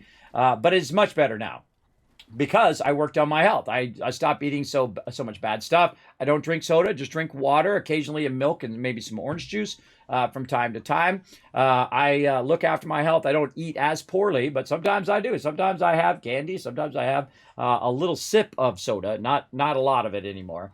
But that's been helping. Another thing that helped, of course, my throat was closing up. I didn't even know it. And it must have been over the last 10 years because I've had that problem for a very long time where it's difficult to breathe and also to swallow. So I don't feel like it's normal like you were when you were younger, right? Where you can just breathe and you're fine, you run, and you're not so struggling to recatch your breath all the time. And so come to find out, yeah, my throat had closed up like somebody was choking me. And I couldn't breathe. I was to the point where I actually was suffocating in real life, but I was suffocating myself. My voice had got my throat had got so closed up, so they had to knock me out, go in there, and stretch my throat. And now is a world of difference, everybody. It's like night and day. So when I eat food, I can just eat the food and it goes down without having to drink water every time to push the food down. That's what I was doing for like a year. For like a year, I've been doing that, just pushing the food down so I can have food, because without food, you're going to die. And especially without water. Even drinking water would get stuck as well. And I also have this drainage all the time, which you can see me swallowing all the time, because I have this drainage from allergies that get stuck in my throat as well. So, and also I talk all day long too, which irritates my throat. So there you go. And that's why I drink that. So there we go. Yeah, game over, man. Game over, man. Sometimes we talk about some IRL stuff up here for all you new peeps. But that's my deal, everybody. Again, I just am who I am. I don't play games. I don't try to act like, look at me, I'm a rich bazillionaire, and all that other ridiculous things that people think that people want to see, whatnot. And then you find out later that they're just making it up and they're standing by someone else's Mercedes, just some random Mercedes. And they're like, look at my new Mercedes, and stuff like that. I remember seeing that on Twitter or something, someone pretending to be rich. You being rich doesn't make you any more awesome than just being a normal person. By the way, I've known lots of people who are wealthy who were absolutely miserable. On divorce number 5, drugs, alcohol, all of that stuff. Because you gotta like who you are, everybody. It doesn't matter what you have in the world. You gotta first learn to like yourself. I like who I am. I'm a decent human being. And I try to level up in real life as a human being. I care about other people, raising funds for charity, because I care about whether little kids die of cancer or not. And I think it's definitely worth my time, especially if it's really difficult for me to do as well, to take my time and raise funds for St. Jude's, because they're an incredibly great charity and they do great work for children and for their families too. Because you got to think that not only is the child in there, but also the families are suffering because they're financially suffering, or and they're mentally suffering because this is their baby. This is their little baby, everybody. That gets me just saying that. I remember holding my children, everybody. That's the moment in your life where you level up. And if you don't feel that when you have children, you should probably not have any more. If you don't feel that moment when you pick up that child and you realize that you care about somebody more than yourself, then you probably shouldn't have children. Because that should be the focus of what you do. If you make that choice to have a children, that should be your focus. And that's been my focus for the last 20 years, is my children. Making sure that they grow up as a decent, strong individual, right? Not what I want them to be, but what they want to be. And that they are strong and understand about the world, right? Not the Disney princess world, which, of course, you let them have that little fantasy when they're young. But when they start to transition as a teenager into an adult, you got to then let them know about the real world, right? The dangers of the world. And, of course, when they're young, you want to know about dangers, but not where it's inappropriate for their age. But you got to let them know about the dangers of the world and prepare them for the world. Teach them about money. Teach them about how to buy a house. Teach them about taxes and about their rights as a human being, right? What they can do, right? If somebody says that this is the reality and you say, no, I don't have to do a thing. Great example. One of my oldest daughter was at school and she told me that she wasn't allowed to ask questions at school. And I'm like, no. I said, no, that's why you're in school. You're in school to be able to ask questions, because if you don't understand, you're never going to understand if they don't help you learn it.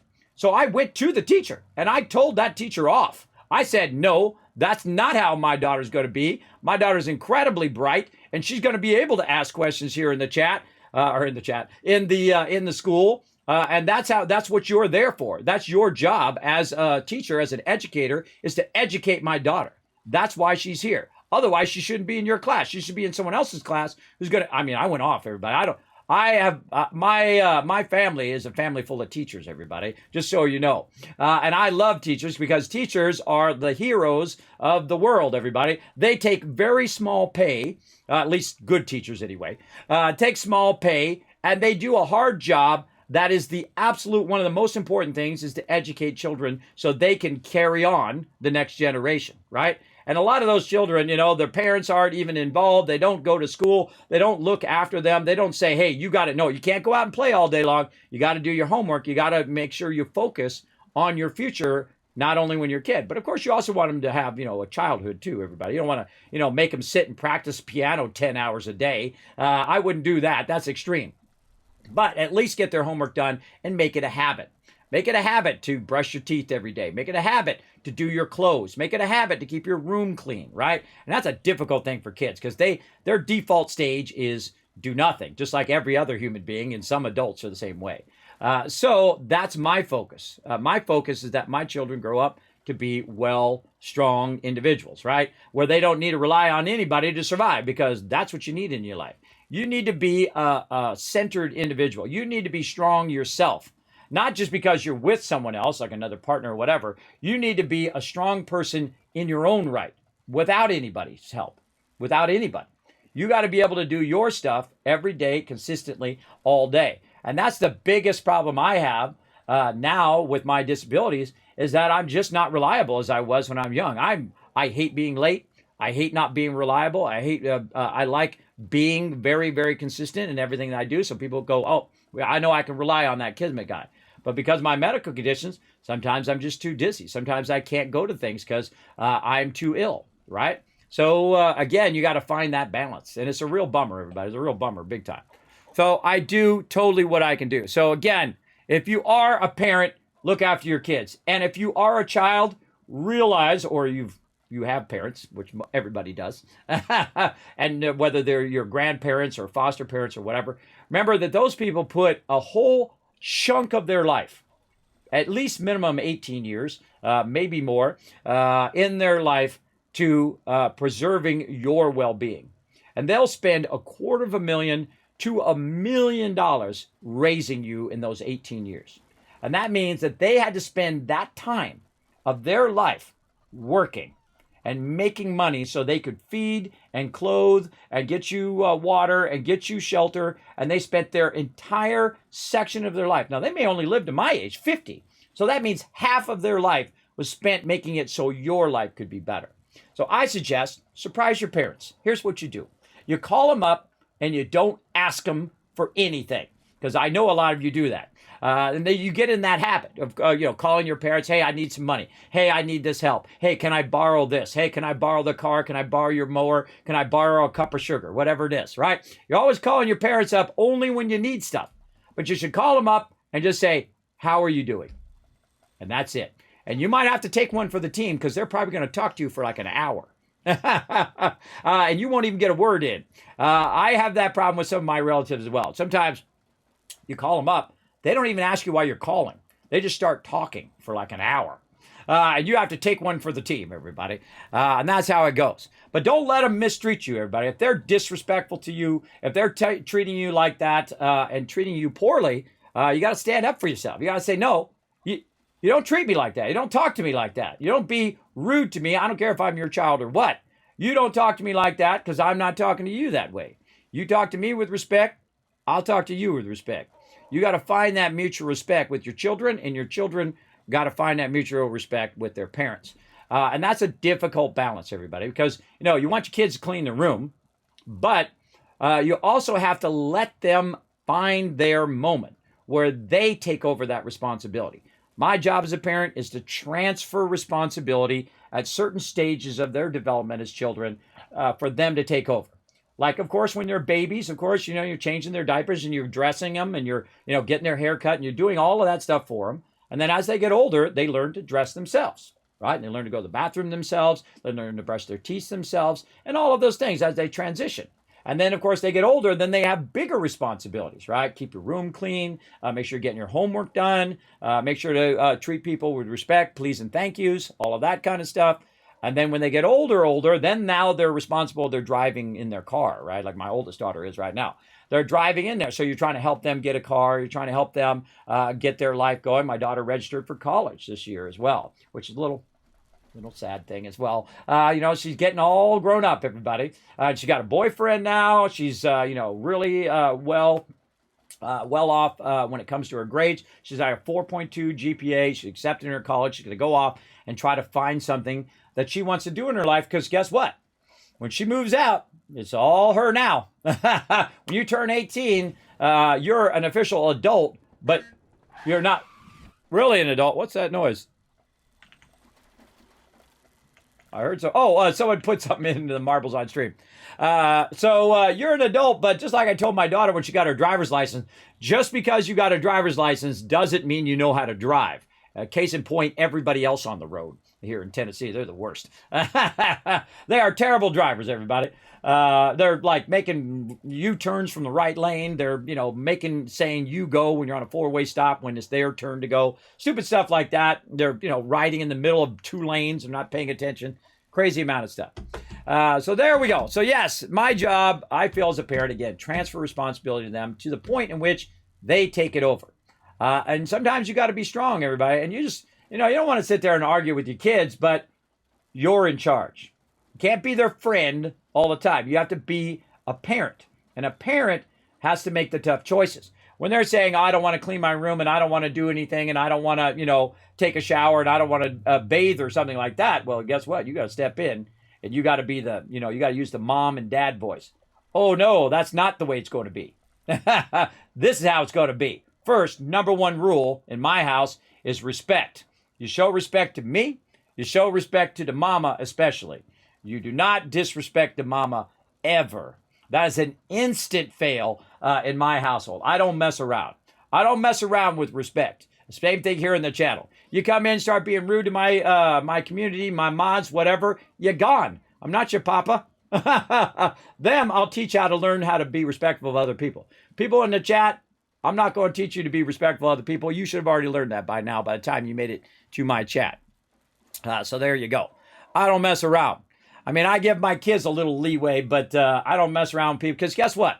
Most people are not going to just suddenly be a different person. They have to go through trauma usually to change. But some people can change even without trauma, right? Some people can make the choice to change. You can be whatever you want. You can definitely change who you are. But it's so easy to fall back into the way you are. Like me, it's so easy for me to fall back to eating candy and stuff all day long. And I still eat candy and stuff like that just to keep my mental power going, right? Like occasionally have some ice cream, a little bit of, maybe a little candy here and there because I love sweets. So sweets is like my addiction almost. My only addiction that I have. I don't drink alcohol. I don't do drugs. I don't do any of that stuff. I don't lie, cheat, steal. I don't do any of that. My only bad thing is too much candy, everybody. Too much candy, too much sweets. But then again, when you grow up and you've been eating macaroni and cheese since you were a little kid and that was all you were eating because that's all the food that was around, everybody. I had to go buy some of you know Top Ramen, right? Bought big packs of Top Ramen, or in my case, I bought big packages of macaroni and cheese because they were cheap. And that's what I eat every single day because I didn't have any money. I didn't have any money and didn't have any food. And so that's what I would do. That's what I have to do every day. Sometimes I have to do that now. I mean, still have to do it. I still have to eat the same thing. Yeah, T knows what I'm talking about. Yeah, you got to survive on that Top Ramen. And my daughter is almost to that stage right now where she's going to learn that all of a sudden you got no money. You got no money and you have to make that money stretch. It's not just daddy, paying for everything. That's really tough.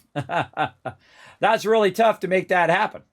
So yeah, and I went and helped her with her car because I didn't want her to go through what I went through. I got a car. My first car did nothing but break down all the time, just constantly breaking down. Issues with it all the time. But luckily, I had a friend who worked for Chrysler who would fix it for me for cheap, compared to if you take it to the dealership or take it to a mechanic. But he was an awesome mechanic, man. He'd go in there and be like, "Oh yeah, that's that," and they'd just fix it. It's like amazing to watch. Everybody, it's like somebody who is really good at what they do. It's just so amazing to watch people who are awesome at what they do. And he knew what it was every single time. This was this, that, and other thing. And he's a good friend of mine for many, many years as well. So there you go. Yeah. So again, a lot of us have to survive on that food. All right, battle is up. Let's go ahead and do that battle. Let's go. To battle. And your biggest hope for your children, everybody, is that eventually they learn to take care of themselves. And I think my oldest daughter has finally gotten to that stage now where she takes care of her own room. She cleans her room. She does her homework. She's following up on it. She's a very responsible human being. And she, mostly kind to everybody else. She's got a little bit, I feel like she's a little bit of me when I was young, a little bit of a, I'm awesome, I'm way better than everybody else attitude sometimes. But I don't know. Maybe I'm just projecting. Maybe I'm just projecting, everybody. You got to be empathetic for how you're treating other people. And I did not have that when I was young. I did not think about other people at all. Nobody. I only thought of myself all the time. I thought, well, I'm super smart. I'm smarter than everybody else. Look at me. I'm successful. I'm all of these things. There's nothing like a good spouse or someone to snap you out of that. To keep you, down here instead of keeping your ego way up here. You know what I mean? To call you out on your BS. And that's good. And then, of course, good friends will call you out as well. Hey, you'd be a great guy, Kismet, if you weren't such an a-hole. Yeah, I'll never forget that, everybody. Oh, my God, it's just me. Just me fighting it out. Oh, God, I'm about to die. Oh, no. Oh, no, just a couple more units would have done it. Oh, this is always so sad, everybody. Always so sad when we get right down there. Look at that, just a couple more units. Oh, that is a bummer. Just a couple more units would have made the difference. I believe in you guys. Come on, we're going to do it again. We're going to do, oh, wait, no, I think we're up. I think we're done, right? That's the last one. Oh, all right, we'll pick that up. We'll pick that up tomorrow. All right, let's do a race.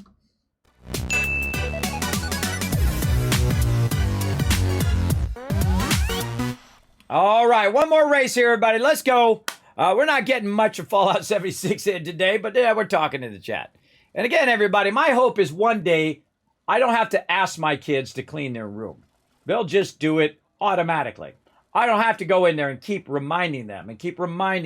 Clean your room, pick up your stuff. You got a bunch of trash on the floor. Don't put your clothes on the floor. Don't put your stuff in the walkway where it's hard for people to get past the walkway, right? Especially for emergencies like fire and all of that kind of stuff. You definitely need to keep the walkways clear. Because I've seen it, everybody. I've seen people burned to death in their house because they went to sleep and they left their phone on their night table and it caught fire, or it got in their bed and caught fire and stuff like that. And every night that my kids are home, obviously if they're off at like a trip or something like that, I can't do it. But every night since they've been born, I check on them every night. I just make sure they're okay. I make sure that none of their stuffed animals got over their face. And I've taken them off their face before. Their blankets get covered in face. And I've taken them off of there many times. They're alive because of me, many, many times over, everybody. Because you got to watch that stuff, especially when they're infants. When they're infants, don't put anything in there, everybody. Don't put anything in their crib at all. Keep that sucker completely clear. That's how infants die, is because they suffocate, right? Because they can't really roll over. They can't really stand up and get out of the way. Definitely keep that crib nice and clear when they're young. Maybe a little blanket. Good enough. Good enough for them little babies. Make sure they have a nice soft bed to sleep on, though. But there you go. Again, that's your hope for your children, that they will eventually learn the lesson.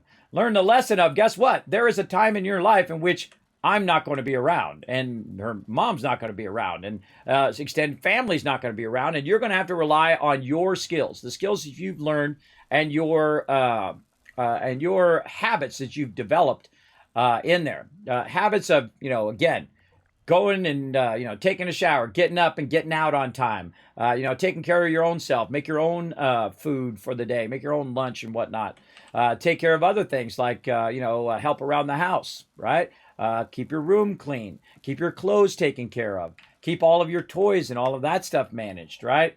And again, that stuff you want to transfer to them and eventually have them take the responsibility so you don't have to constantly remind them. Parents don't want to remind you just as much as you don't want them to remind you as well. We don't want to have to keep telling you over and over. If you would just do the thing, then your parents wouldn't have to tell you. It's as simple as that, everybody. If you just keep your room clean and manage yourself, then your parents wouldn't have to come in and do that. They don't want to do it either. They got a million other things to do, like work to bring food in so that you can eat. And a million other things like that, those kind of things they gave up. You know, you give up a lot of your freedom when you have children.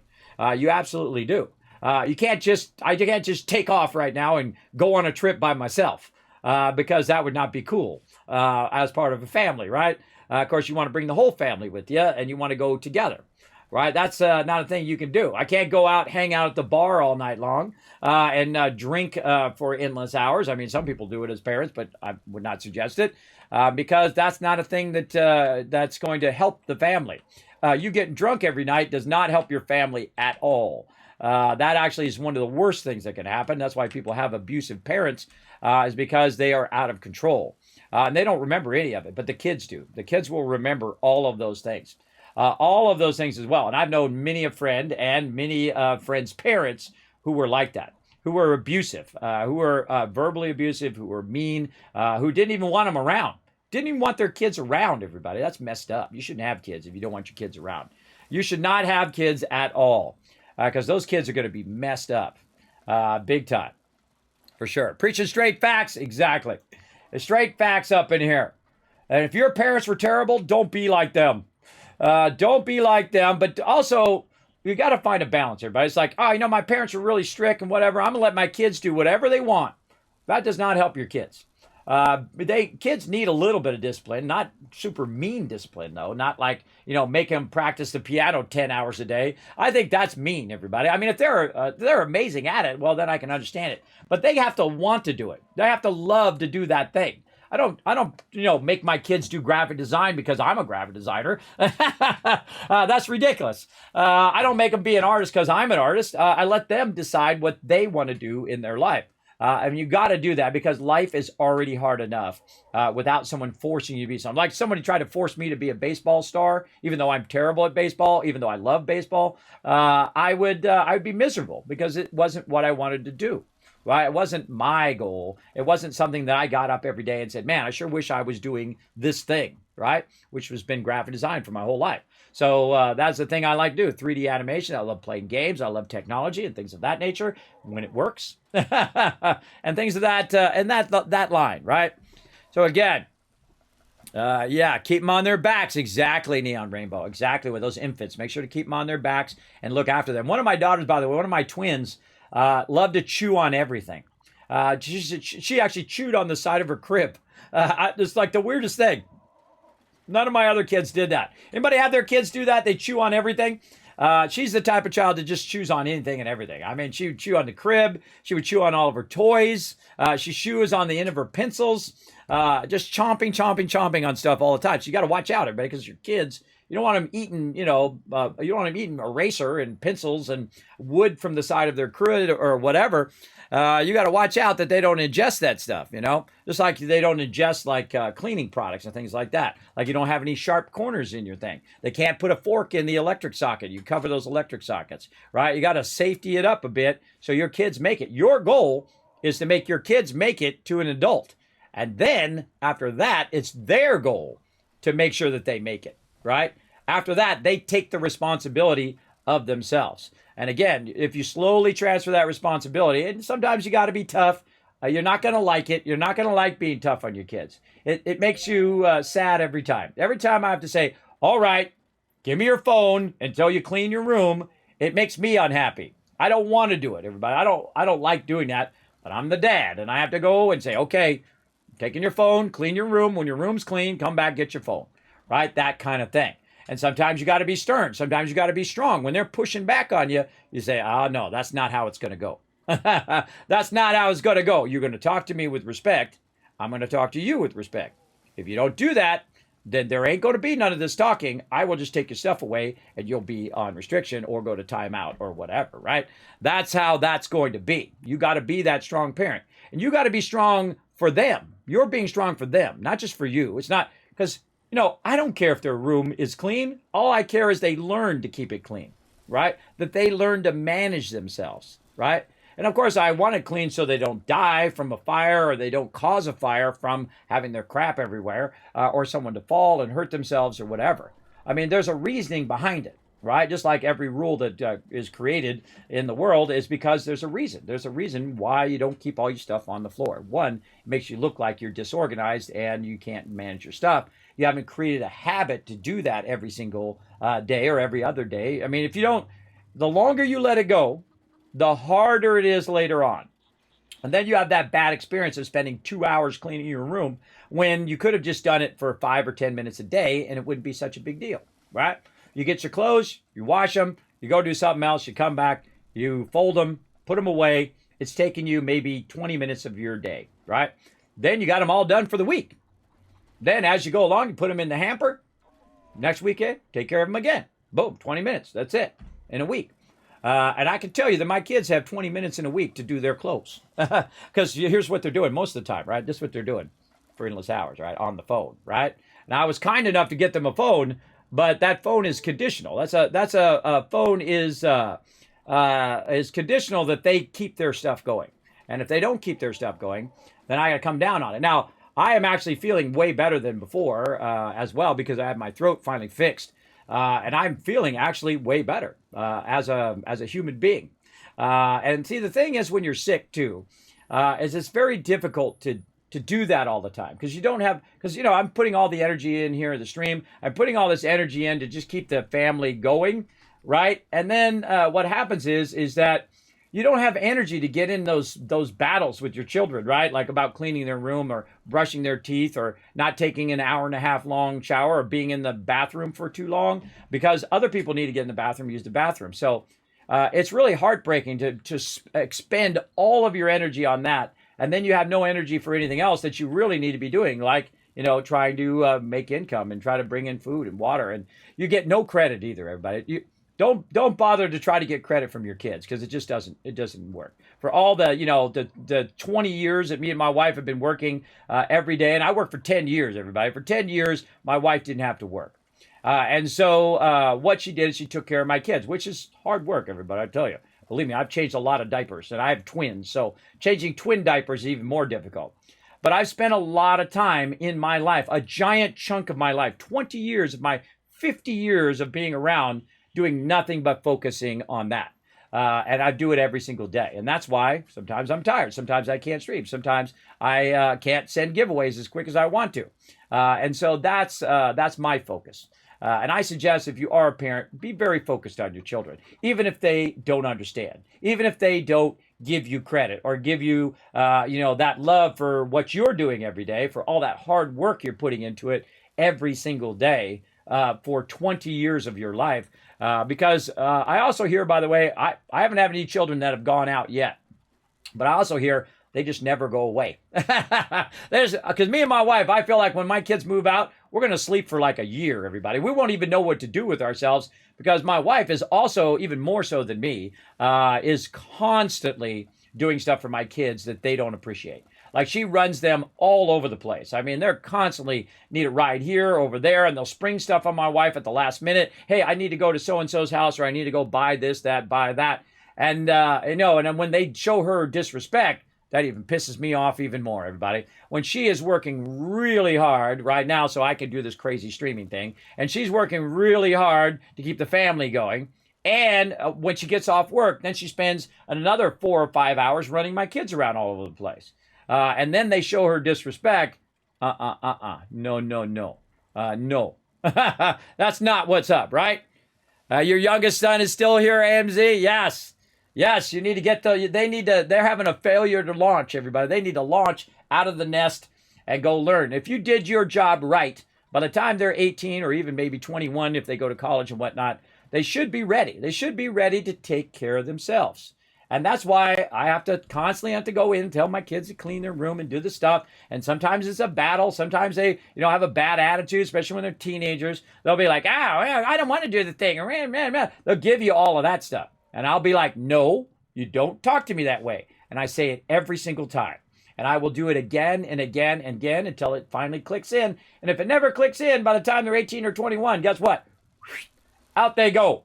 Then they'll learn the hard way. I'm trying to teach them the easy way. But if they want to learn the hard way, out they'll go. They'll go learn the hard way. I had to learn a lot of things the hard way, everybody. Like not to be such an a-hole to people all the time. To actually care about other people other than myself. And of course, when you hold those children the first time, that's when it should kick in. I'm sure it'll kick in then. And I had my kids very late in life, everybody. I'm 52 years old with 14-year-old children, right? So I had my kids in my 40s. Most people have their kids in 20s and 30s. This way, by the time you're my age, you're done with all of that, right? Your kids are grown up. They're all out. Hopefully they're off. They're college. They're successful. They're taking good care of themselves. But I was never going to have kids. Never going to have kids. Never get married, ever. But then, you meet that special someone, and then, you start to warm up to that idea that you might get married and that you might have kids. And then me and my wife got married, and then we, had kids years later, and then we had twins on top of that because we were going to have a girl and then a boy, right? Because we had a girl first. And we thought, okay, we'll try for a boy. Well, we got 2 girls, and just as happy, everybody. Just as happy with girls, just as much as boys. Boys are very destructive. I always wondered what a boy version of me and my wife would be. Would be like. He'd probably be a blonde, blue-eyed surfer kid, like I was when I was young. Who knows?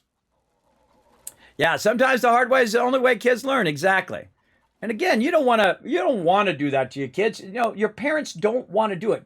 Realize that, everybody. Every time your parents were tough on you, most likely they didn't want to do it. They're exhausted. They've been at work all day long. You as a child don't understand how hard it is to go to work every day. Maybe it's something they don't even want to do, right? This is not a job they're doing because they love to do that job. They're doing it so they can put food on the table. And that is billions of people in the world. Billions of them. I'm not talking just 100,000. I'm talking billions of people right now are going and doing something that they don't really want to do. Right now, at this very moment. I'm very lucky that I get to do this because my wife is awesome and because we're trading off now. She got the 10 years when the kids grow up. Now I'm getting the 10 years doing this crazy streaming thing, trying to make a little difference in the world, everybody. Just a little bit, because that's what I love to do. It makes me feel good. It fills me up inside, and hopefully it fills you guys up a little bit as well, to show some love to St. Jude and show some love to people here in the channel and make your day a little bit brighter, right? And sometimes I go full IRL chat up in here, everybody. Sometimes I go full hardcore IRL chat up in this stream. And you know what? I feel like it's worth it. I mean, hey, gameplay is great, but sometimes I just like to be real, just talk directly to you guys about that. It's kind of like stream therapy a little bit, right? And hopefully one day they realize that, right? And they probably won't. They won't realize it until they have their own children, how hard it is to raise children. Now, of course, you can think about all the things that your parents did wrong and try to improve upon that, right? In my day, that kids are not, seen not heard, right? That whole just let them run wild kind of thing, and they weren't worried about people kidnapping you and all of that kind of crazy stuff they are today. So I worry about my kids, where they're at, what they're doing. They need to let me know where they're at, what they're doing at all time. Me and my wife, and so we can look after them because they don't know. I know those people, everybody. I know the people who are evil. You can see it in their eyes, who have no compassion, no empathy. Doesn't matter how old you are. They will kill you as an adult. They will kill you as a child. There's nothing there, everybody. There is nothing behind those eyes. There's a soulless, empty human shell. I know those people. I've been around those people, and those people are scary as hell. Because they will do anything. They have no limits of where they will go. And if you've never met those people in your life, they are out there and they look just like all the other people. Just so you know, everybody, for those who've been living a sheltered life. And that's what your parents try to do. They try to shelter you from that while you're growing up. But there has to be a transition. You have to, as an adult, Transition them. Tell them about, the birds and the bees in life, everybody. Tell them about the evil things that people do, about the things they got to watch out for and the things they need to know in their life. Because guess what? School ain't going to teach them all of those hard learned lessons in life. And you can give them a huge leg up if you help them learn it earlier than to learn it the hard way later when someone breaks their heart, someone comes in and uses them. A lot of things that happen with females as well is people think they're like trophies, think they're just like something to get as part of like they were getting like a trophy to put up on the shelf. I mean, women are complex human beings with their own problems, emotions, and whatnot. And you got to treat them like a human being instead of treating them like they're an accessory to you. Men, I'm talking to all the men there. Now, some ladies do the same thing, by the way. Very few, but some do as well. But there you go. Imagine you're still on go to the duty, right? There you go. Yes, and again, Harbinger, and sometimes that's the only way. I learned a lot of lessons that way, though I did learn a lot of lessons from my parents as well, right? No good deed goes unpunished. One of my things my dad would say all the time, right? You go try to help the old lady to go across the road, and then she turns around, she hits you with her cane, right? You go and try to help somebody, and then something goes off the rails, right? It happens to me all the time. I try to do good deeds, try to do nice things, and then people just don't appreciate it or things go bad, right? That's a big balance of life, everybody. I find for every great thing that happens, you win the lotto, you're going to lose a family member. Something like that will happen. And I've seen it happen many times again, right? All of a sudden you find that great job, then you've lost a bunch of friends because you're so busy doing that job, right? Everything has a balance. Everything happens like that. Some people call it karma when you treat people poorly and then it circles back to you. But if you treat people nicely, it also circles back to you as well. It's the big yin and yang. Yeah. And it is very true. I have it happen all the time. I'll do a whole bunch of cool stuff and I'll be working on stuff and I'll be in the zone. I'll be doing that. And then all of a sudden some technical problem will happen and I'll have to spend 5 hours fixing it. And instead of doing the thing that I want to do, I have to sit here screwing around with this, trying to make this thing work for 5 hours. And it may or may not work at the end. See, that's the thing. Whenever you're fixing technical problems, it may not work. And I'm kind of relentless because I will go until I fix it. Or at least I learn how to fix it. And then I'll say, okay, this is how I fix it. I'll come back to it later and fix it later if I have to. But I'm relentless in that way. And that's why I've learned so much about technology is because I don't ever give up. Same thing in life. I don't ever give up. I just keep rocking. All right, let's get back. Let's get back to some stuff here because we're running out of time. Right here. All right. So Ed right here coming in number 3 as our Grand Prix champion. Number 2, T coming in. And of course, number 1 crushing it today. The mighty Blaring Fire as our marble champion of today's 4 rounds. Awesome. Now, again, everybody, if you do pop on over the shop here. Ooh, they got some new stuff in here. Look at that one. Oh, that's a good one. I like the elf one. Now, again, if you do go in here and stack some stuff up, make sure to put in that Kismet code, creator code, so that you do help out the stream. $1 or $2 or whatever comes in. It goes right into giveaways and whatnot. It does help me continue to do giveaways and fun stuff here in the stream. So there we go. Let's see who's the top of the leaderboard. Let's see if you guys are moving up. Let's see. Yeah. Oh, look at Rotisserie G. He's moving up. Alpha as well. Blair and Fire. Woo, mama. Woo, mama. Look at them season points you guys got. Now, local points are actually over here, which is what we go by. But look at that. You guys getting tons of season points as well. Very nice. Aki is still crushing it, though. You guys making your way up, though. You guys are making your way up that list. All right, we'll come back to that tomorrow. Oh, I got disconnected because I was idle talking to you guys so long. It happens, everybody. It happens. I got disconnected.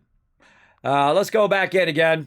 Get it going. Now, if I miss out on some stuff, no big deal. I didn't get my dailies going. I didn't get to do all of that stuff I was going to try to do today. But, I do what I can do. Maybe we'll play a little 76 tomorrow and try to get our dailies in. Now, remember, you got our weeklies in. Maybe we'll do a little bit of that at the top of the stream tomorrow. Just to get those dailies in, get our weeklies in as well. But we do want to play a little bit of Fallout Shelter, and I do need to take a break here, check on the family. Speaking of family, we need to make sure that they're not buzzing me here. Ooh, mozzarella sticks are only 99 cents at Sonic just today. I love them mozzarella sticks, everybody. They are awesome. I also saw that my wife bought some mozzarella sticks from the store, so maybe I'll have those instead. Trying to save money, everybody. Struggling as most people are. Oh, look at that picture of the thick boy. Somebody sent me a picture of the thick boy on Twitter here. I just saw. All right, let me check the family. Make sure nobody's buzzing me. No, because they'll usually text me. Everybody, they'll usually text me and say, "Hey, I need your help for such and such thing." What? Screw this server. I'm out of there. Sorry, everybody. I got chat. Sometimes I talk with the chat. I get in that zone. It happens. Let's go. So again, everybody, that's what I think. Now, again, it's your life. They're your life choices. I don't tell you what to do. I just tell you from my point of view what I've learned in all the years that I've been around, all the ups and downs and struggles I've been through, the foolish things that I've done, the mistakes I've made, those kind of things along the way. And the great thing about learning about other people's mistakes is you get those ones for free without all the pain and suffering that comes along with those mistakes. And that's why I love to listen to people talk about the mistakes they've made and the things they've learned in their life, because I get those for free. I get those for free. And I used to do that all the time when I was young too, especially stuff that has to do with my job. Like, hey, I did this thing and it didn't work out because of these reasons. And I go, oh, okay, I'll watch out for that when I'm doing whatever it is I'm doing. If you're not open to learning, everybody, if you're like at that stage like I was when I was very, very young, a little older, I got smarter, but I already know everything. You don't need to tell me nothing. I'm already smarter than everybody else in the world. And I'm, 15 years old. Anybody's had a teenager knows that one. I'm 52 years old, everybody, and I can tell you, I don't know everything. I don't know everything. Am I the perfect human being? Absolutely not. I am just as flawed as everybody else. Just as flawed and just as potential of doing dumb things every day. But I try not to. I try to be kind, even though it takes effort. It's easy to be an a-hole, everybody, and that's why you can tell people who are selfish. They're just involved in their self all the time. All they think about is themselves. And then when you get older, you realize that when you think about other people, it also helps you as well, especially your family and things and whatnot, people you run into, that you actually put the extra effort to care for other people.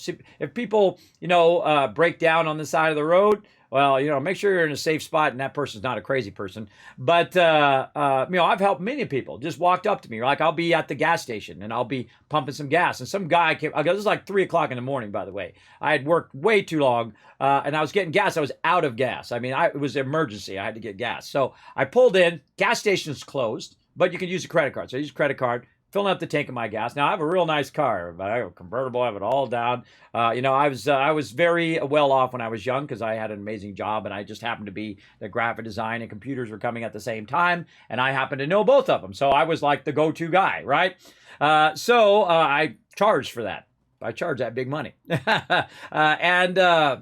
so this person come out of they literally came out of the fog. Everybody, they came out of nowhere, and they're holding a gas can. They walk up. And I'm filling up my tank, and I see him coming up, and I was like, okay, they're going to probably need some gas. Obviously, they got a gas thing. So I take the thing out, and I pull it out of my hand. He's like, oh man, I could really use some gas. I said, I already know, man. Come on over here, I got you. And I filled up his gas tank thing. I didn't even know what the person's name was. I didn't even think to ask their name, everybody. I'm so out of it. And I filled it up, and I said, I hope you have a great rest of your night, man. I'm sorry it's going so bad. He's like, oh, man, well, I appreciate you. I was like, don't worry about it. You have a great night. He's like, thanks. And then he walks off in the fog, never saw that person again. Now, that person could have stabbed and killed me, everybody. They could have stabbed and killed me, and no one would have came and saved me. But there was nobody around. Everybody was asleep. I would have very much died. But then again, I made that choice. I made that choice to help someone else out for nothing in return. I never knew who that person was. I never met them again. But somebody did something kind for them, and hopefully they did something kind for someone else in the future. They call that Pay It Forward, if you've ever seen that movie. Fantastic movie, but I did that before the movie came out. I always thought of that, is that if you do something kind for someone else, hopefully they keep it going. Now, they're not obligated to keep it going, but hopefully they keep that going. And so one day when they're doing something and someone's tire goes flat, they go, here, let me help you with that tire. And then they help them with the tire, and then it keeps going on and on and on. Imagine how the world would be if we all did that, right? We all When something kind happened to us, we paid it forward, like I do here, right? Like when Kira Corellia pushed me up to #1 in Fallout, it made a huge difference in my stream. Eventually helped me get to affiliate and partner. And so I did that for just thousands of other streamers as well, and thought that was a brilliant idea. Instead of being mean and hateful, which the raids were like that in the beginning of Twitch. When I was here at 8 years ago, they would just be nothing but hate raids all the time. And come in and say, you're old, you suck, you're terrible at this game, you're whatever. But I don't mess around. So I said, hey, I know, Num Num Cookie, right? Basically, I would just say, you're in the wrong stream for this, everybody. You're in the wrong stream because I'm older, I'm high level in real life. You all getting banned. I don't put up with your BS. And we would ban all of them, everybody. Everyone. Boom. Gone. Who was doing that? And we just keep banning them. I mean, it was fun for my mods. They were banning away. And plus, Saltbot would go crazy at those times, too. Saltbot would just be banning them anyway. Even if they weren't even saying stuff in chat, because that bot was so unwieldy, it would be all over the place. Saltbot's much better now. He's much calmed down now, everybody, because Stream Elements is awesome. So I went to them instead. I know he needs food. He'll be fine. You know, by the way, you won't die if you don't have food and water. Same thing in the survival mode in Fallout 4. If you notice, my health is not going down. Only until you start taking damage in your health do you absolutely need food and water. Same thing in Fallout 4. The reason why your health doesn't go down is because you don't take damage. So the thing is you can let it go down, but the drawback of it is that you have a higher chance of getting diseases. You have a higher chance, or you have it doesn't replenish your action points. Your hit points go down, things like that. Your general hit points, your overall hit points go down because you don't have that extra boost that's boosting it when you're well fed and well thing. But he won't die. I could sit here. I've let him sit for hours on end, not fed him. For a long time. Same thing in Fallout 4. Fallout 4, eventually you do take damage if you do it too long. Yeah, you had no idea. Well, now you know. Now you know. I mean, I should be a prime example of it because I'm always running out of food and water, especially in Fallout 4. In Fallout 4, I'm just constantly out of food and water. People are like, Kismet, eat some food in there as well. I've done it also in 7 Days to Die. Now, in 7 Days to Die, you die. You die if you don't take care of your food and water. That is for sure. Because I've died hundreds of times. And that's because I get so, I'm building stuff and I'm not paying attention to my food and water. And I'm building out this big old thing. And I die. I just die randomly. And I'm like, how did I die? And I'm like, oh, well, I didn't have food and water. Oh, okay. That's how you know. But here you won't die, everybody. You'll be fine. And then I can just, replenish it right there. I've got it on the old left mouse button. I can clicky. And there we go. Food and water. I'm fine. And then, of course, when I am well hydrated, up here you've got your fully hydrated and your fully fed. So we're getting additional resistance. And then you're getting that AP regen plus 45%. And then also that plus 45 max HP. Plus you're getting plus strength and endurance as well at the same time. So that also is increasing your carry weight. And this is increasing your ability to take damage. So there you go. There you go. Okay, now I want to get done the thing that I wanted to get done today, other than hanging out with my crew. And I'm sorry to the rest of my crew because I did get totally sidetracked. But you guys should know by now that I'm going to get sidetracked as well. And I haven't killed a blood eagle with a blunt weapon or completed a daily op. But we'll try to do that tomorrow. And we'll try to get a pit run in tomorrow too. We'll do a bit of 76 to start with. And then maybe some Fallout 4 or maybe just 76 tomorrow. And then we'll do Fallout 4 at night. But there is one thing that I want to get done, and that is to go in here and get my legendary perk leveled up. Now, what I did, everybody, is I had like 70 levels and a whole 70 levels to level up. Got a bunch of cards. I scrapped a bunch of cards. This is what I was trying to get done yesterday, too. And I've got a bunch of perk points down there. I have 354. I got a lot, everybody, down there. And what I want to do is go ahead and take my ammo factory and push it to 150%. And the reason why I want to push that to 150% is specifically, what up, Verba? What up? There you go, bro. And what I want to do is make some Nuka Quantum ammo, which I still haven't got around to yet. So Thirst Zapper ammo here is weaponized Nuka Cola. Now, if you notice right now, I can make 2 of them in there, right? And what I want to do is I want to make sure that when I do to make ammo that I'm in the right ammo set, right? So I'm going to go to repair ammo and clear. Now I'm going to go make that same ammo that I was going to make right over here. Oh, no, down here. There's Zapper. But now I can make 4 of them. Now, if you remember from yesterday, which I seriously doubt any of you do, but I remember, that I could only make 3 of them yesterday. But because I have that 50% more, it pushes me over now to 4 of them per thing. It takes the same amount of resources, but it allows me to make more. And always, always, always, you learn only one thing in my stream, everybody, always have Super Duper on. Absolutely. I don't care if you're crafting like a level 1 weapon, but you can't do it at level 1, by the way, because you got to be like high level to get Super Duper. But there you go. The second you can get Super Duper, max it out, keep it on whenever you're doing any crafting, because it's for all crafting. You can double any of your crafting. So in this case, I have a chance of doubling the amount that I'm creating. So when I go in and I do this, and we'll see if it happens, you can just do 1 at a time if you really want to be safe. But I can go in and just do 1, boom, and then get out of there. Oop, I heard it. There we go. So instead of 4, I should have got 8, right? Because it doubled it, and we got that chance of getting, of course, the higher your luck as well. You have a higher chance of doubling up on some of that stuff. But there we go. Now here, I actually got weaponized Nuka-Cola ammo 5, right? So I should have 8. And you're like, well, Kismet, why didn't it double up on what you were making? Well, the base amount that I'm making is actually 1. It just so happens that I can make 4, right? So the base amount that it's going to double up on is only 1. So if you do get that to happen, it's only going to give you 1 extra. That's what I'm trying to tell you. So don't be surprised if it only gives you the 1 extra, all right? So there we go. Thirst Zapper. Let's go ahead and make some more. And I didn't get it on the second one because you didn't hear the noise and it didn't pop up. So the second one, I only got 4. So 5 plus 4 is 9. All right. Now we're going to shoot something with my Thirst Zapper. That's what I've been trying to do the whole stream, everybody. But again, I get all sidetracked off onto other things. You know how it goes. You know how it goes up in this stream. I'm all over the place. Right over here. All right. Thirst Zapper. Let's get our Thirst Zapper rocking. And we're going to go shoot some stuff just for fun. Just for fun. Now, what I've done, everybody, is I've gone in and I've adjusted my Thirst Zapper. And I've changed it to weaponized Nuka-Cola, which I think is one of the coolest things they've added in the Nuka World thing. Now, keep in mind that a Thirst Zapper is a missile weapon and not a pistol. So if you do want to adjust this, there's also an explosive weapon. Now, explosive weapons are helped by your explosive perks. Now, I don't have any on right now, but there are explosive perks in here that you can use in here somewhere. I'm going to go through all this stuff. Where are you, explosive perk? Right here. Demolition Experts. Your explosives do more damage, so you can actually do more damage if you have your Demolition Expert on.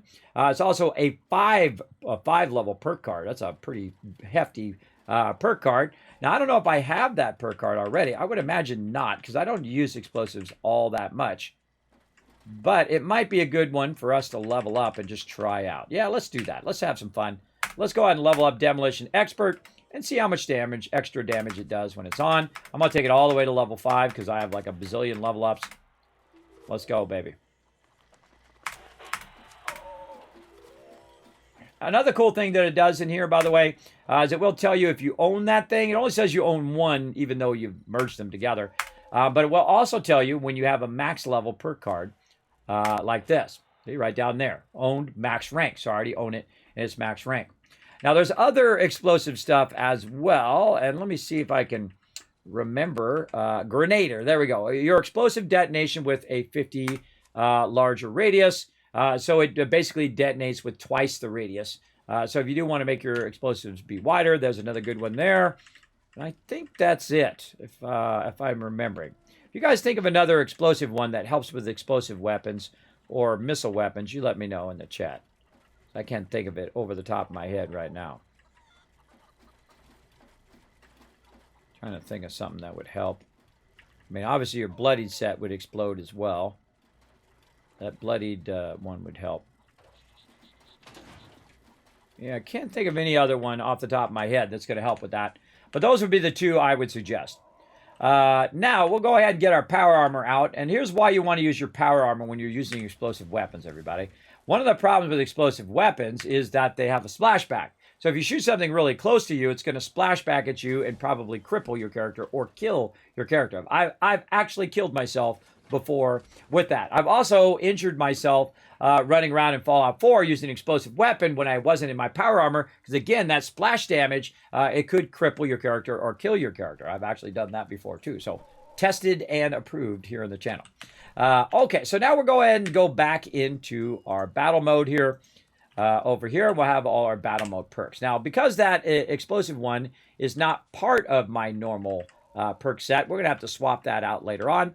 And I'll have to take out something else. Now, what would be the first thing I'd take out? I'd probably take out stabilized, and I'd probably take out first aid, because batteries included helps my ammo be a lot less, so I'm not going to be as overburdened. This allows me to double my fusion cores, so I don't definitely want to take that one out. Gunsmith helps your guns break slower. Notice it's a Gunsmith 3 and not a 5. And that's so I can have all my other things on as well, including stabilized, which helps a lot with my Gatling laser, which is a heavy weapon, so it kind of does a better job of being accurate. It also ignores 45% armor as well, so which is a pretty good little perk there.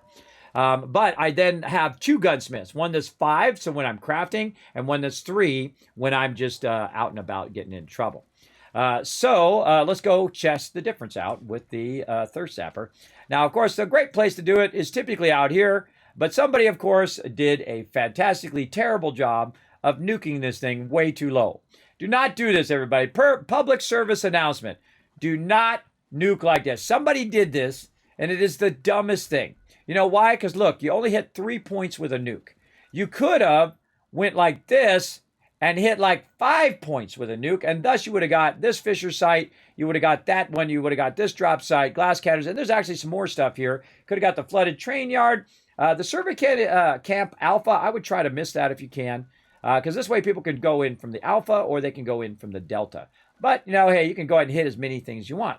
And that's because, guess what? Half of all of this down here, all this whole bottom part here is off the side of the map. And there's nothing out here. This is like, even between my camp and this outside edge, there's barely anything out here. This whole bottom side was wasted. That was a wasted nuke. So don't do that. Don't do that. Shoot up here way higher, and then don't hit forward station Delta so people can teleport there and fight the mob there, fight the Scorpius Queen there. And the reason why is because if you're on the other thing that people started doing up here at the drop site, is that people stand on the top of stuff, they're standing on the fences, and it takes forever to kill the Scorpius Queen because she doesn't come down, because she can't get to you. She's got to be able to get to you if you have the aggro. So if you are drawing the aggro, get on the ground or get somewhere where the mob can actually path to you, all right? So that it makes it easy for you and everybody else to shoot the mob. Because when she's on the ground, she takes more damage than when she's up in the air as well. So don't do that.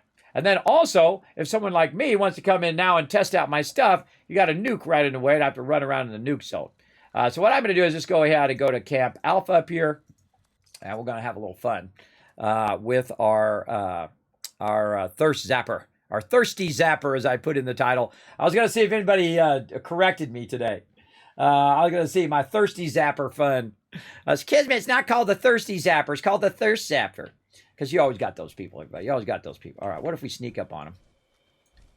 And we just like bats one of these dudes.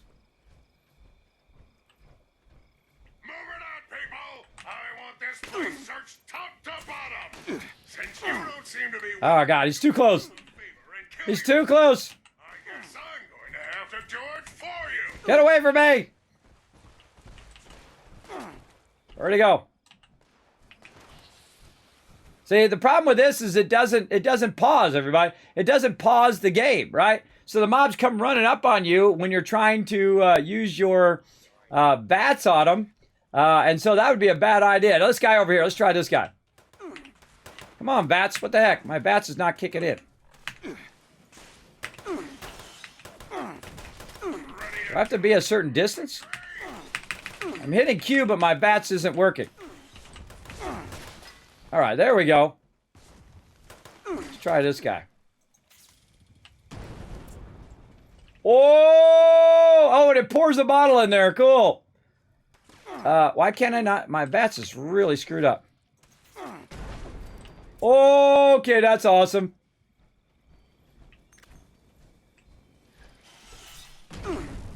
383 damage, everybody. Now, of course, that's going to go really fast in there as well. Now, what I'm trying to do is I'm trying to VATS, but my VATS seems to be really screwed up. I don't have my cursor or nothing. It's like my cursor's not there.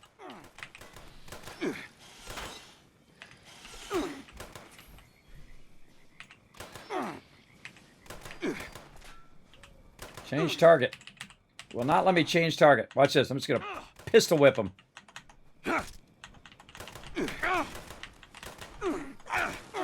He doesn't take any damage when you pistol whip. Oh, he does. He's taking 3 damage. That'll take like an hour and a half. Like I have time for a little chit-chat. All right, that's it. Let's try to hit this guy so I can see what the damage is. Again, weird. I can't actually tell it to do my VATS for some reason. Weird. Let me use my coffee. Do I look like Am I just not... Aren't you able to click on VATS? What the heck? Why is my VATS not working? Let me try my other weapon.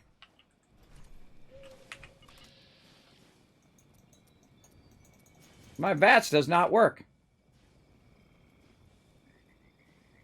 I think it's doing it to your VATS, but just for the whole creature.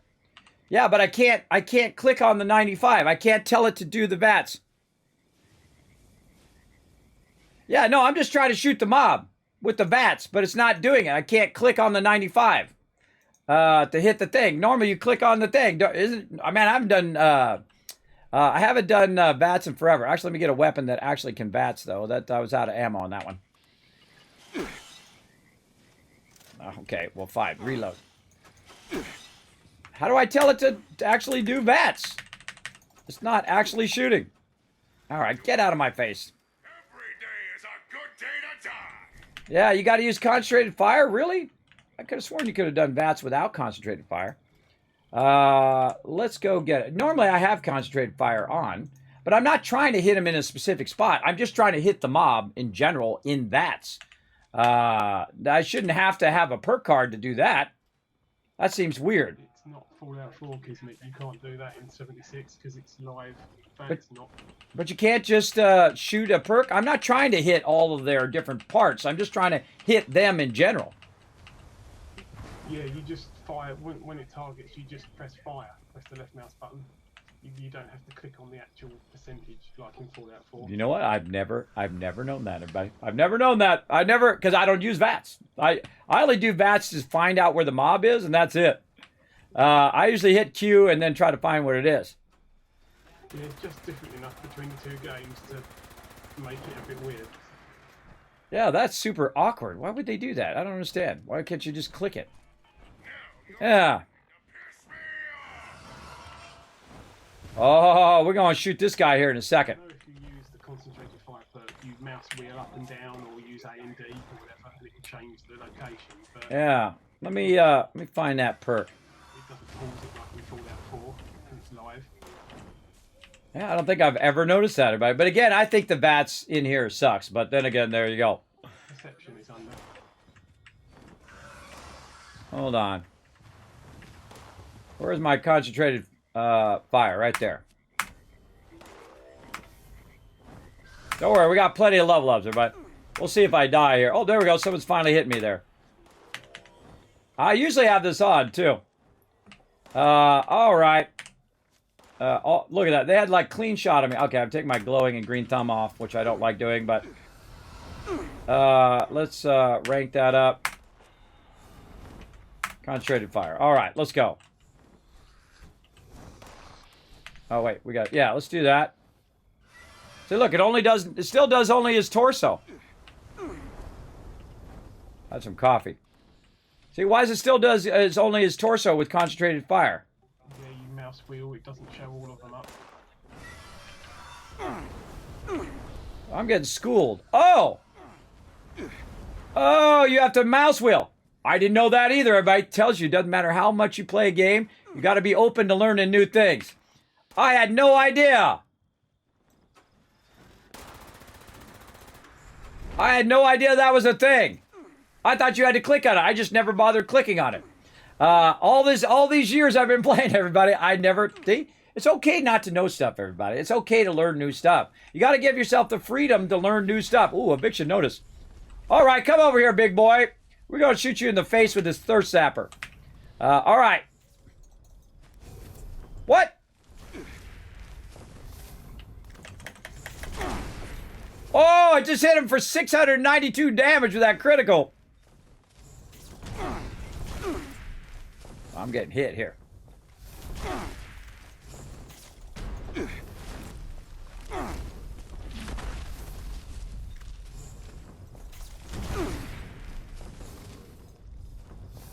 Now, you might notice that my stim packs go up because that automatic stim pack thing. I could have killed this guy already. Watch this. Watch the difference, everybody. I just used the Thirst Zapper. Thirst Zapper's fun. But, man, that's a pretty expensive ammo for that. But it's real fun to hit it. So I hit him for 600 damage. He still didn't die because he's level 75. Come on back down here. Come on. Okay, I'll just shoot you out of the sky then. Now, what do you think is faster? Me shooting, fooling around with VATS or doing this? Now, the thing about VATS is, though, I happen to have a auto axe that will allow me to do VATS a lot. But because he's range, you always want to have a melee weapon and a ranged weapon. You're not getting away, bro. You're not getting away because you're going to be dumb and come back again. Going to shoot him out of the sky. Now, it doesn't do a lot of damage, but it did a lot of damage over time. That's for sure. Look at him go. Later, brother. He's out of there. So that's the Thirst Zapper, everybody. That's the whole reason I wanted to do that. Or just get the Thirst Zapper out, shoot it a few times, have a little bit of fun. The Thirst Zapper that I did, I actually have it on its base. Oh, wait, that's not it. I have it on its base here, where it has 250, does the fires the explosive Nuka-Cola quantum armor, but has 250 damage resist, damage increases at each consecutive hit, then 25% damage while aiming.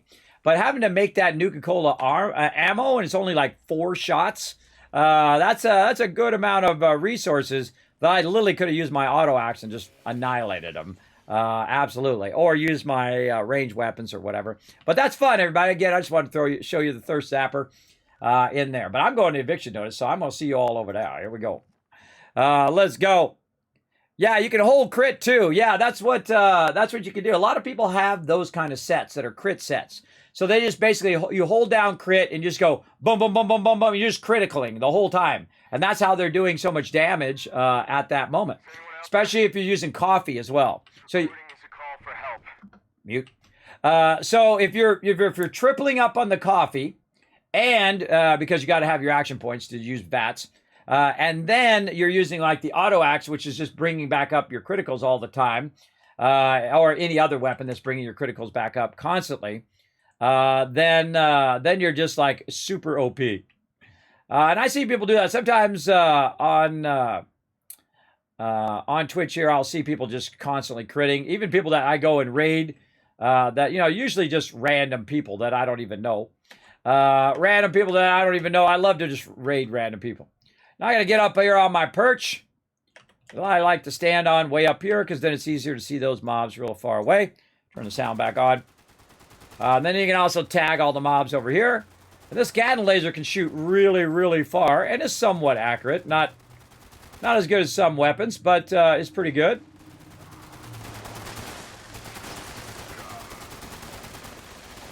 Now, I usually prefer my 50 cal explosive weapon because it's a better kind of, just randomly shoot in the area kind of weapon. Let me get down here.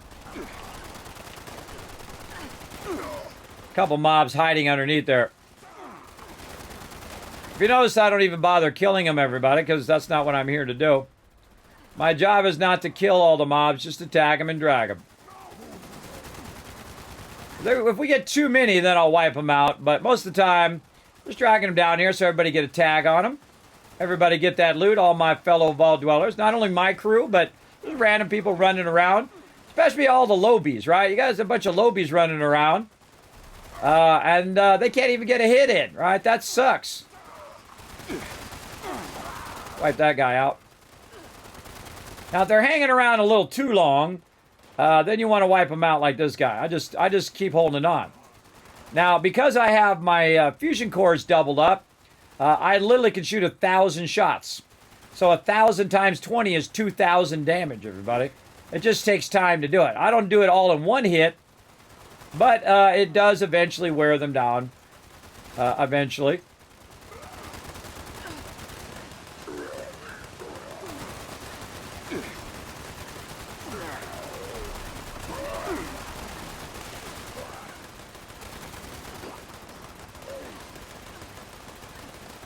Another cool thing about the Gat Laser, it draws people attention to mobs. Oh, I should switch my perk as well. Let me go and get my team medic going for my peeps. Now, this is one of the toughest ones in the game. But then again, you get a massive ton of loot from this, everybody. You absolutely get an overwhelming amount of loot. Oh, I'm not in a group either. Oh, man. I'm just going to start a group real quick, everybody. Feel free to come join me. That's my bad. I forgot. I got DC'd because I was talking to chat too long. Sometimes it happens. I started a group. You guys want to jump in?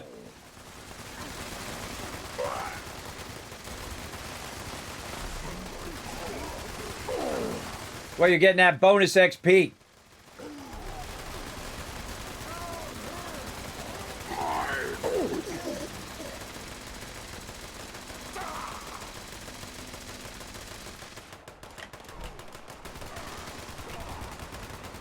I could just sense there was people up there.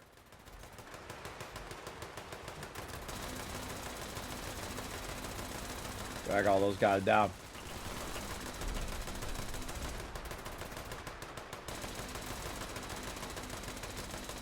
Now I like to drag them out in the open so people can get them. These guys aren't running down, so I got to move this way so they run down. There we go. I like them to have be out in the open where everybody can tag them. You don't want to be fighting them like back behind there and all of that. You want to be dragging them out in the open. At least that's what I do. I don't think so, bro. Now again, I could melt them if I wanted to. I'm just like everybody else. But I go get a bloodied set, get a bloody weapon. Of course, this is what I do all day too. So this is actually what I do, play games. You know, I could be in here just being super OP if I wanted to be. Anybody can. They put enough time and effort into it. But I'm not that dude. I don't bother. I don't bother with being too OP because it'll make me want to not play the game. I learned that lesson way long time ago.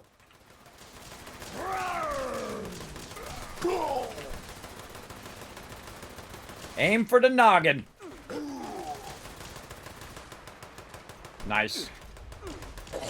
Well, at least it's hitting me versus hitting the rad scrapper. Get out of there.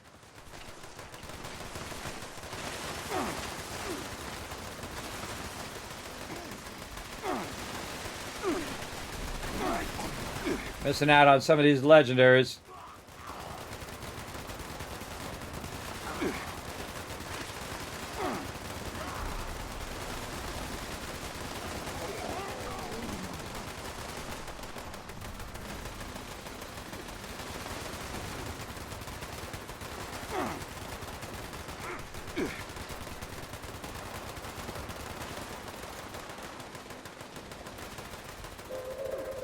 Attention, citizens. Oh, nookie nuke time. Please exit the area at your All right, getting back up on my perch again. Thank you for your cooperation. Get up there.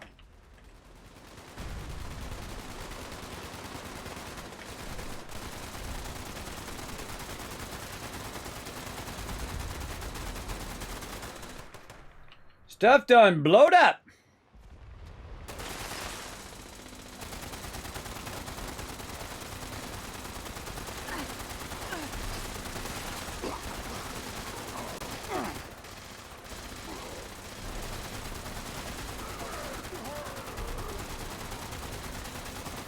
This one's actually pretty tough. I mean, most of the events you go to, mobs are just getting one-shotted most of the time.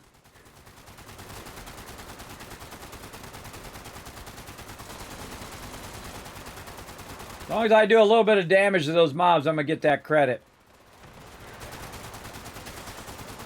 always want to stand in a place where the mobs can spawn nice and easy, too, everybody. If you're standing way up there, you're actually blocking the mob spawn. Oh, there's a suicider right there. So I try to stand in a spot where I can tag all the mobs for my crew. And if you got people down there, they'll be getting dragged to them as well.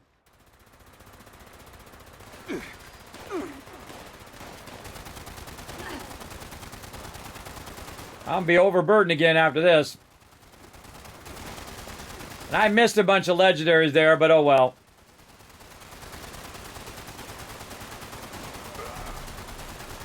I actually do more damage when I aim with this weapon.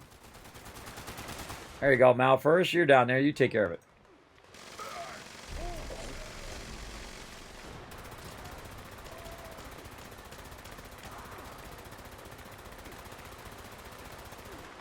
Getting radiated. Time for a rat away.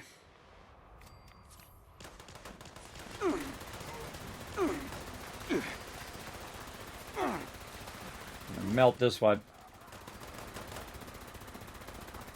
Get away from that rad scrubber. Die already.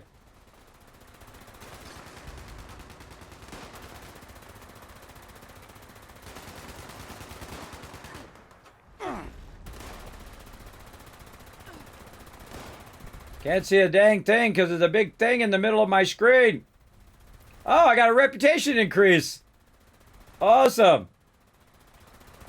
With the settlers there. I'm now neighborly with them. By the way, I restarted over. When you restart over, your reputation goes back to 0. Yeah, I'm that guy, everybody. I'm that guy that's hardcore. That does not keep multiple characters. Only one character, and sometimes I feel like just deleting them and starting over. And that's what I've done on this one. I have no other characters other than this character. All right, we gonna be some serious overburden now. Here we go.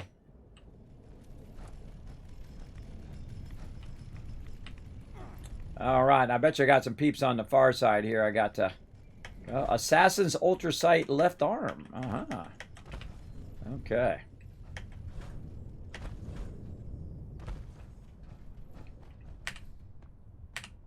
See how I looked away and then I looked back again? Again, sometimes that transfer doesn't come up. Don't believe it. Don't believe it. Hit the thing anyway. Move back, come back, and see if there's something in there.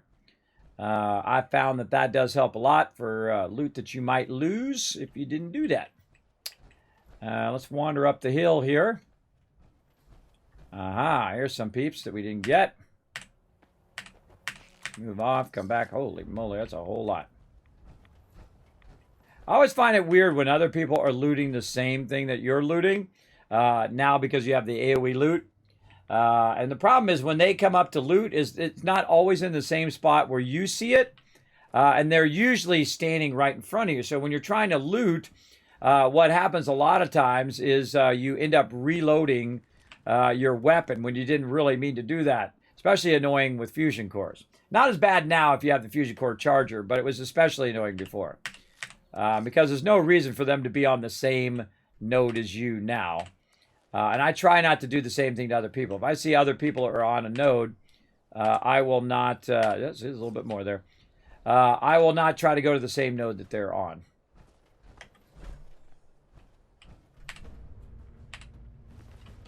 And I'm going to ignore that nuke because I got other things to do. We got to get a little bit of... oh, God, we're already out of time. A little bit of Fallout Shelter in. We want to get some of that in today. Oh, look at this. Little gravel pit right here. And there we go. All right, that's good enough. All right, now if I had my Fallout first, I could use my my tent. But there's actually up back over this way, or actually it's kind of up the side a little bit. There is a bench that you can use, or you can just use somebody else's around there as well. Oh, I forgot this guy. Oh, I forgot a whole bunch of stuff there. Wow, okay. Whole bunch of loot I missed out on there. So what you can do is just walk up here. Now, I happen to know that I have a lot of a lot of weight. Oh, not this one. It's up here.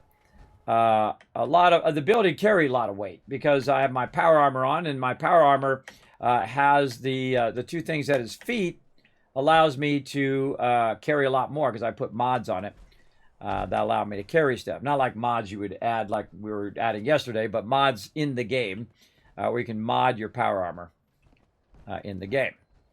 And so I'm kind of running over here to this right here, and then I can scrap items. First thing I can do is scrap all my junk to reduce my weight, and then especially go through all the weapons like this.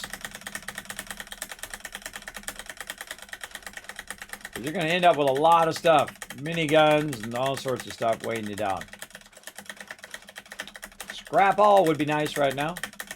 Scrap all new would be nice. Scrap all new weapons.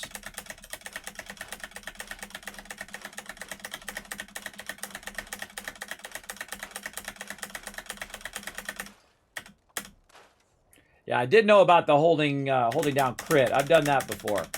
I've done that with my auto axe before. Because my auto axe has that thing on it that helps it with its crit right here. So replenish action points on each kill. So what I'm doing is I'm getting my action points back constantly. And so what happens when you're doing a lot of hits is your critical meter goes up pretty fast, as well as if you're killing a lot of stuff quickly, your critical meter goes up very quickly. So you can go ahead and just like boom, boom, boom, boom, keep criticaling over and over and over again.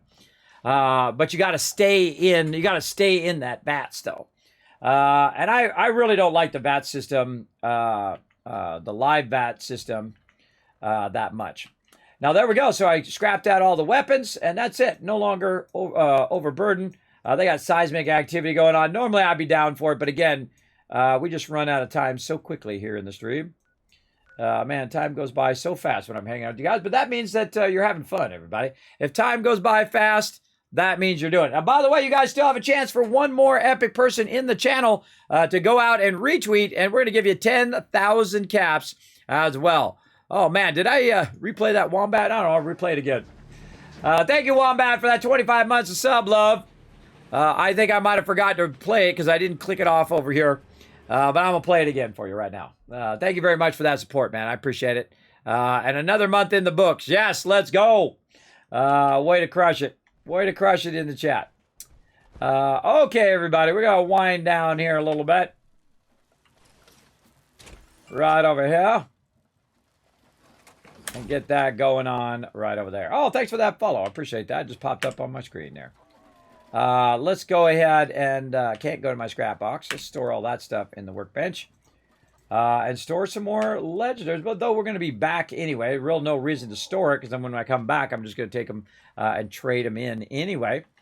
Now, one of the things about the legendary exchange and the vendor is the fact that it actually starts to cool down when you use it. So the first time you use the legendary vendor is probably the time in which you want to put all of it in, because now we'll have to wait till tomorrow. And by the way, it's like 20 hours. It's not 24 hours exactly. I think it's like 20 hours or 22 hours. I forget what it is. But it is not a full 24 hours. So the second you start using it, it will go out there and start that cooldown so that, basically in 24 hours you come back and you can do it again. Or roughly 20 plus hours. You can do it. Now, hey, we got that retweet right there, and that counts. Thank you very much, T. I see that you're probably the one who did it. So here we go. 1,000, 2,000, 3,000, 4,000, 5,000, 6,000, 7,000, 8,000, 9,000, 10,000 caps right there for you guys. A great way to hang out in the stream. You use those caps for giveaways and other fun things like that. All right, so we got to come back. We got to clear that out yet again tomorrow. Aki hanging out over there. Hey, Aki, what up, brother? What up, brother? There you are. See, that's the way you do it, everybody. You don't make it awkward, right? You don't stand there and try to get my attention. You come in, use your wave, just like Aki did it. That's the right way to do it. By the way, if you need anything in my camp, Aki, now's a good time to grab it because I'm about to bounce out. So there you go. So we're going to call it a day on 76, though we didn't get much in. We didn't get all of our dailies done. We didn't get all that stuff done either. Oh, God, and there's the end of the stream right there. You know what? We might have to come back to Fallout Shelter tomorrow. I've been pushing myself too much, everybody. I should be smart. And just go ahead and give you guys some love and head on out of here. That's what we'll do. Come on, be smart, Kismet. All right, go to my office. Let's go.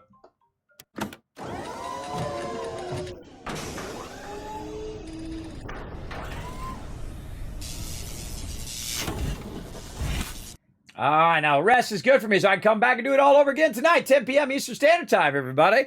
Let's go ahead and be smart about it here. We'll go ahead and bring you guys in.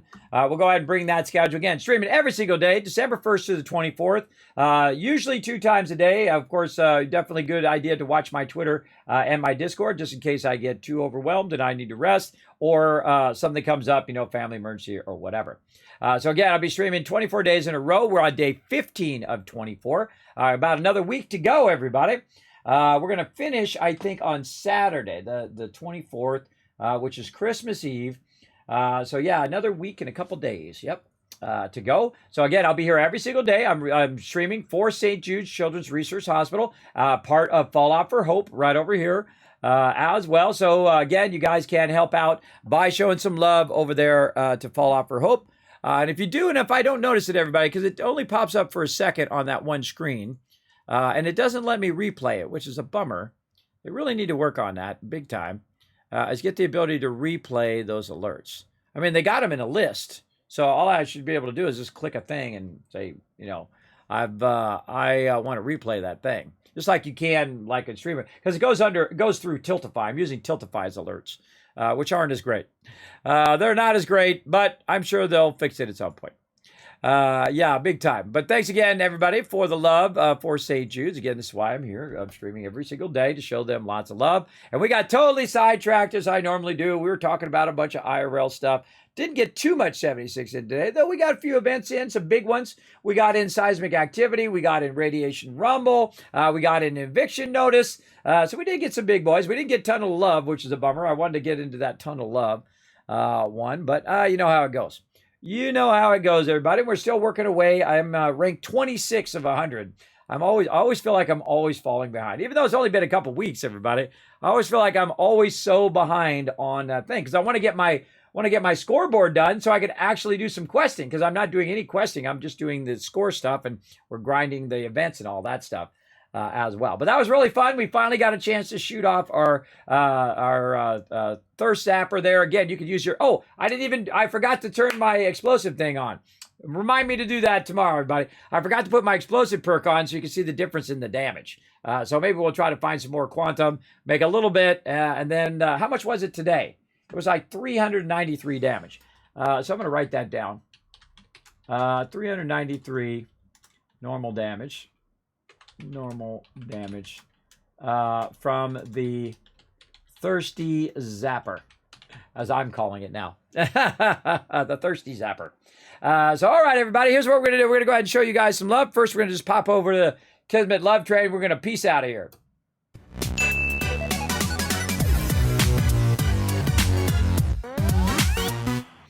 All right, welcome to Kismet Love Train, everybody. Now, we're not going to raid anybody again. I've been slacking off, but I've been trying to rest so I can make it back every stream, right? I got towels to do. I got to follow up my wife and kids. I got to get myself something to eat for dinner.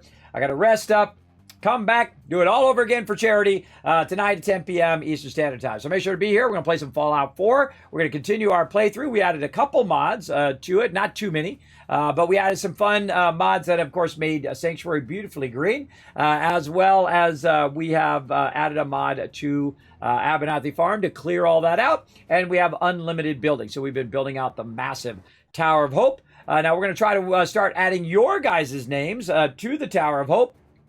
We're going to work on that tonight. We're going to add you guys all the way around, all the way up. As far as we can go. It'd be awesome if we filled the whole thing up. That would be amazing. But we built this massive tower just as a dedication to St. Jude's Children's Research Hospital. And, of course, Fallout for Hope, and to all of you.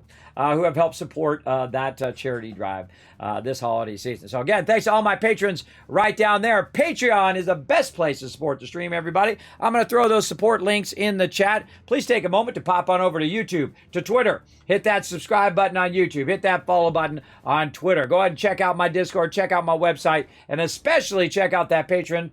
Go over there, become a patron. You get your name at the end of every stream. Early access to all of my videos and guides. I got a ton of them rolling out over the beginning. A ton of stuff rolling out now. And then also at the beginning of the year as well, that you guys will get to see before anybody else. As well as, of course, you can also see behind the scenes of what I'm doing here, how I came up with the Kismet Love Train. That's all up there, my rough outline of how I did it, and then a little bit of each and everything as well. I try to put little snippets of stuff up there for my Patreon people first, or exclusively only for them as well. So that's the best place to support up there. Again, even $5 a month does go right toward the Kismet Love Train. It does help out the stream tremendously. All right, so consider going over there and showing the stream some love. Now, speaking of showing some love, I'm going to show you guys some love right now. Here we go. 1,000, 2,000, 3,000, 4,000, 5,000, 6,000, 7,000, 8,000, 9,000, 10,000 caps for hanging around on the Kismet Love Train today. I was all over the place, everybody. I'm not even that tired, but I'm kind of all over the place, so that tells me I need to rest. We sat and chatted most of the day. But we're going to get it going on here, everybody. Thanks for being here. I appreciate each and every one of you. And again, I will see you all later tonight at 10 p.m. Eastern Standard Time for some fun Fallout 4. All right? We'll get to Fallout Shelter a little bit tomorrow, too. So we'll do some Fallout 76. We'll try to get our dailies done. And we'll try to do our weekly, the daily op. And then we'll try to get a little Fallout Shelter in tomorrow, right? So we'll bonus stream that stuff tomorrow. And then we'll move Fallout 4 to nighttime. All right, that's what we'll do. We'll see you all then. Bye, everybody. See you at 10 p.m. Eastern Standard Time.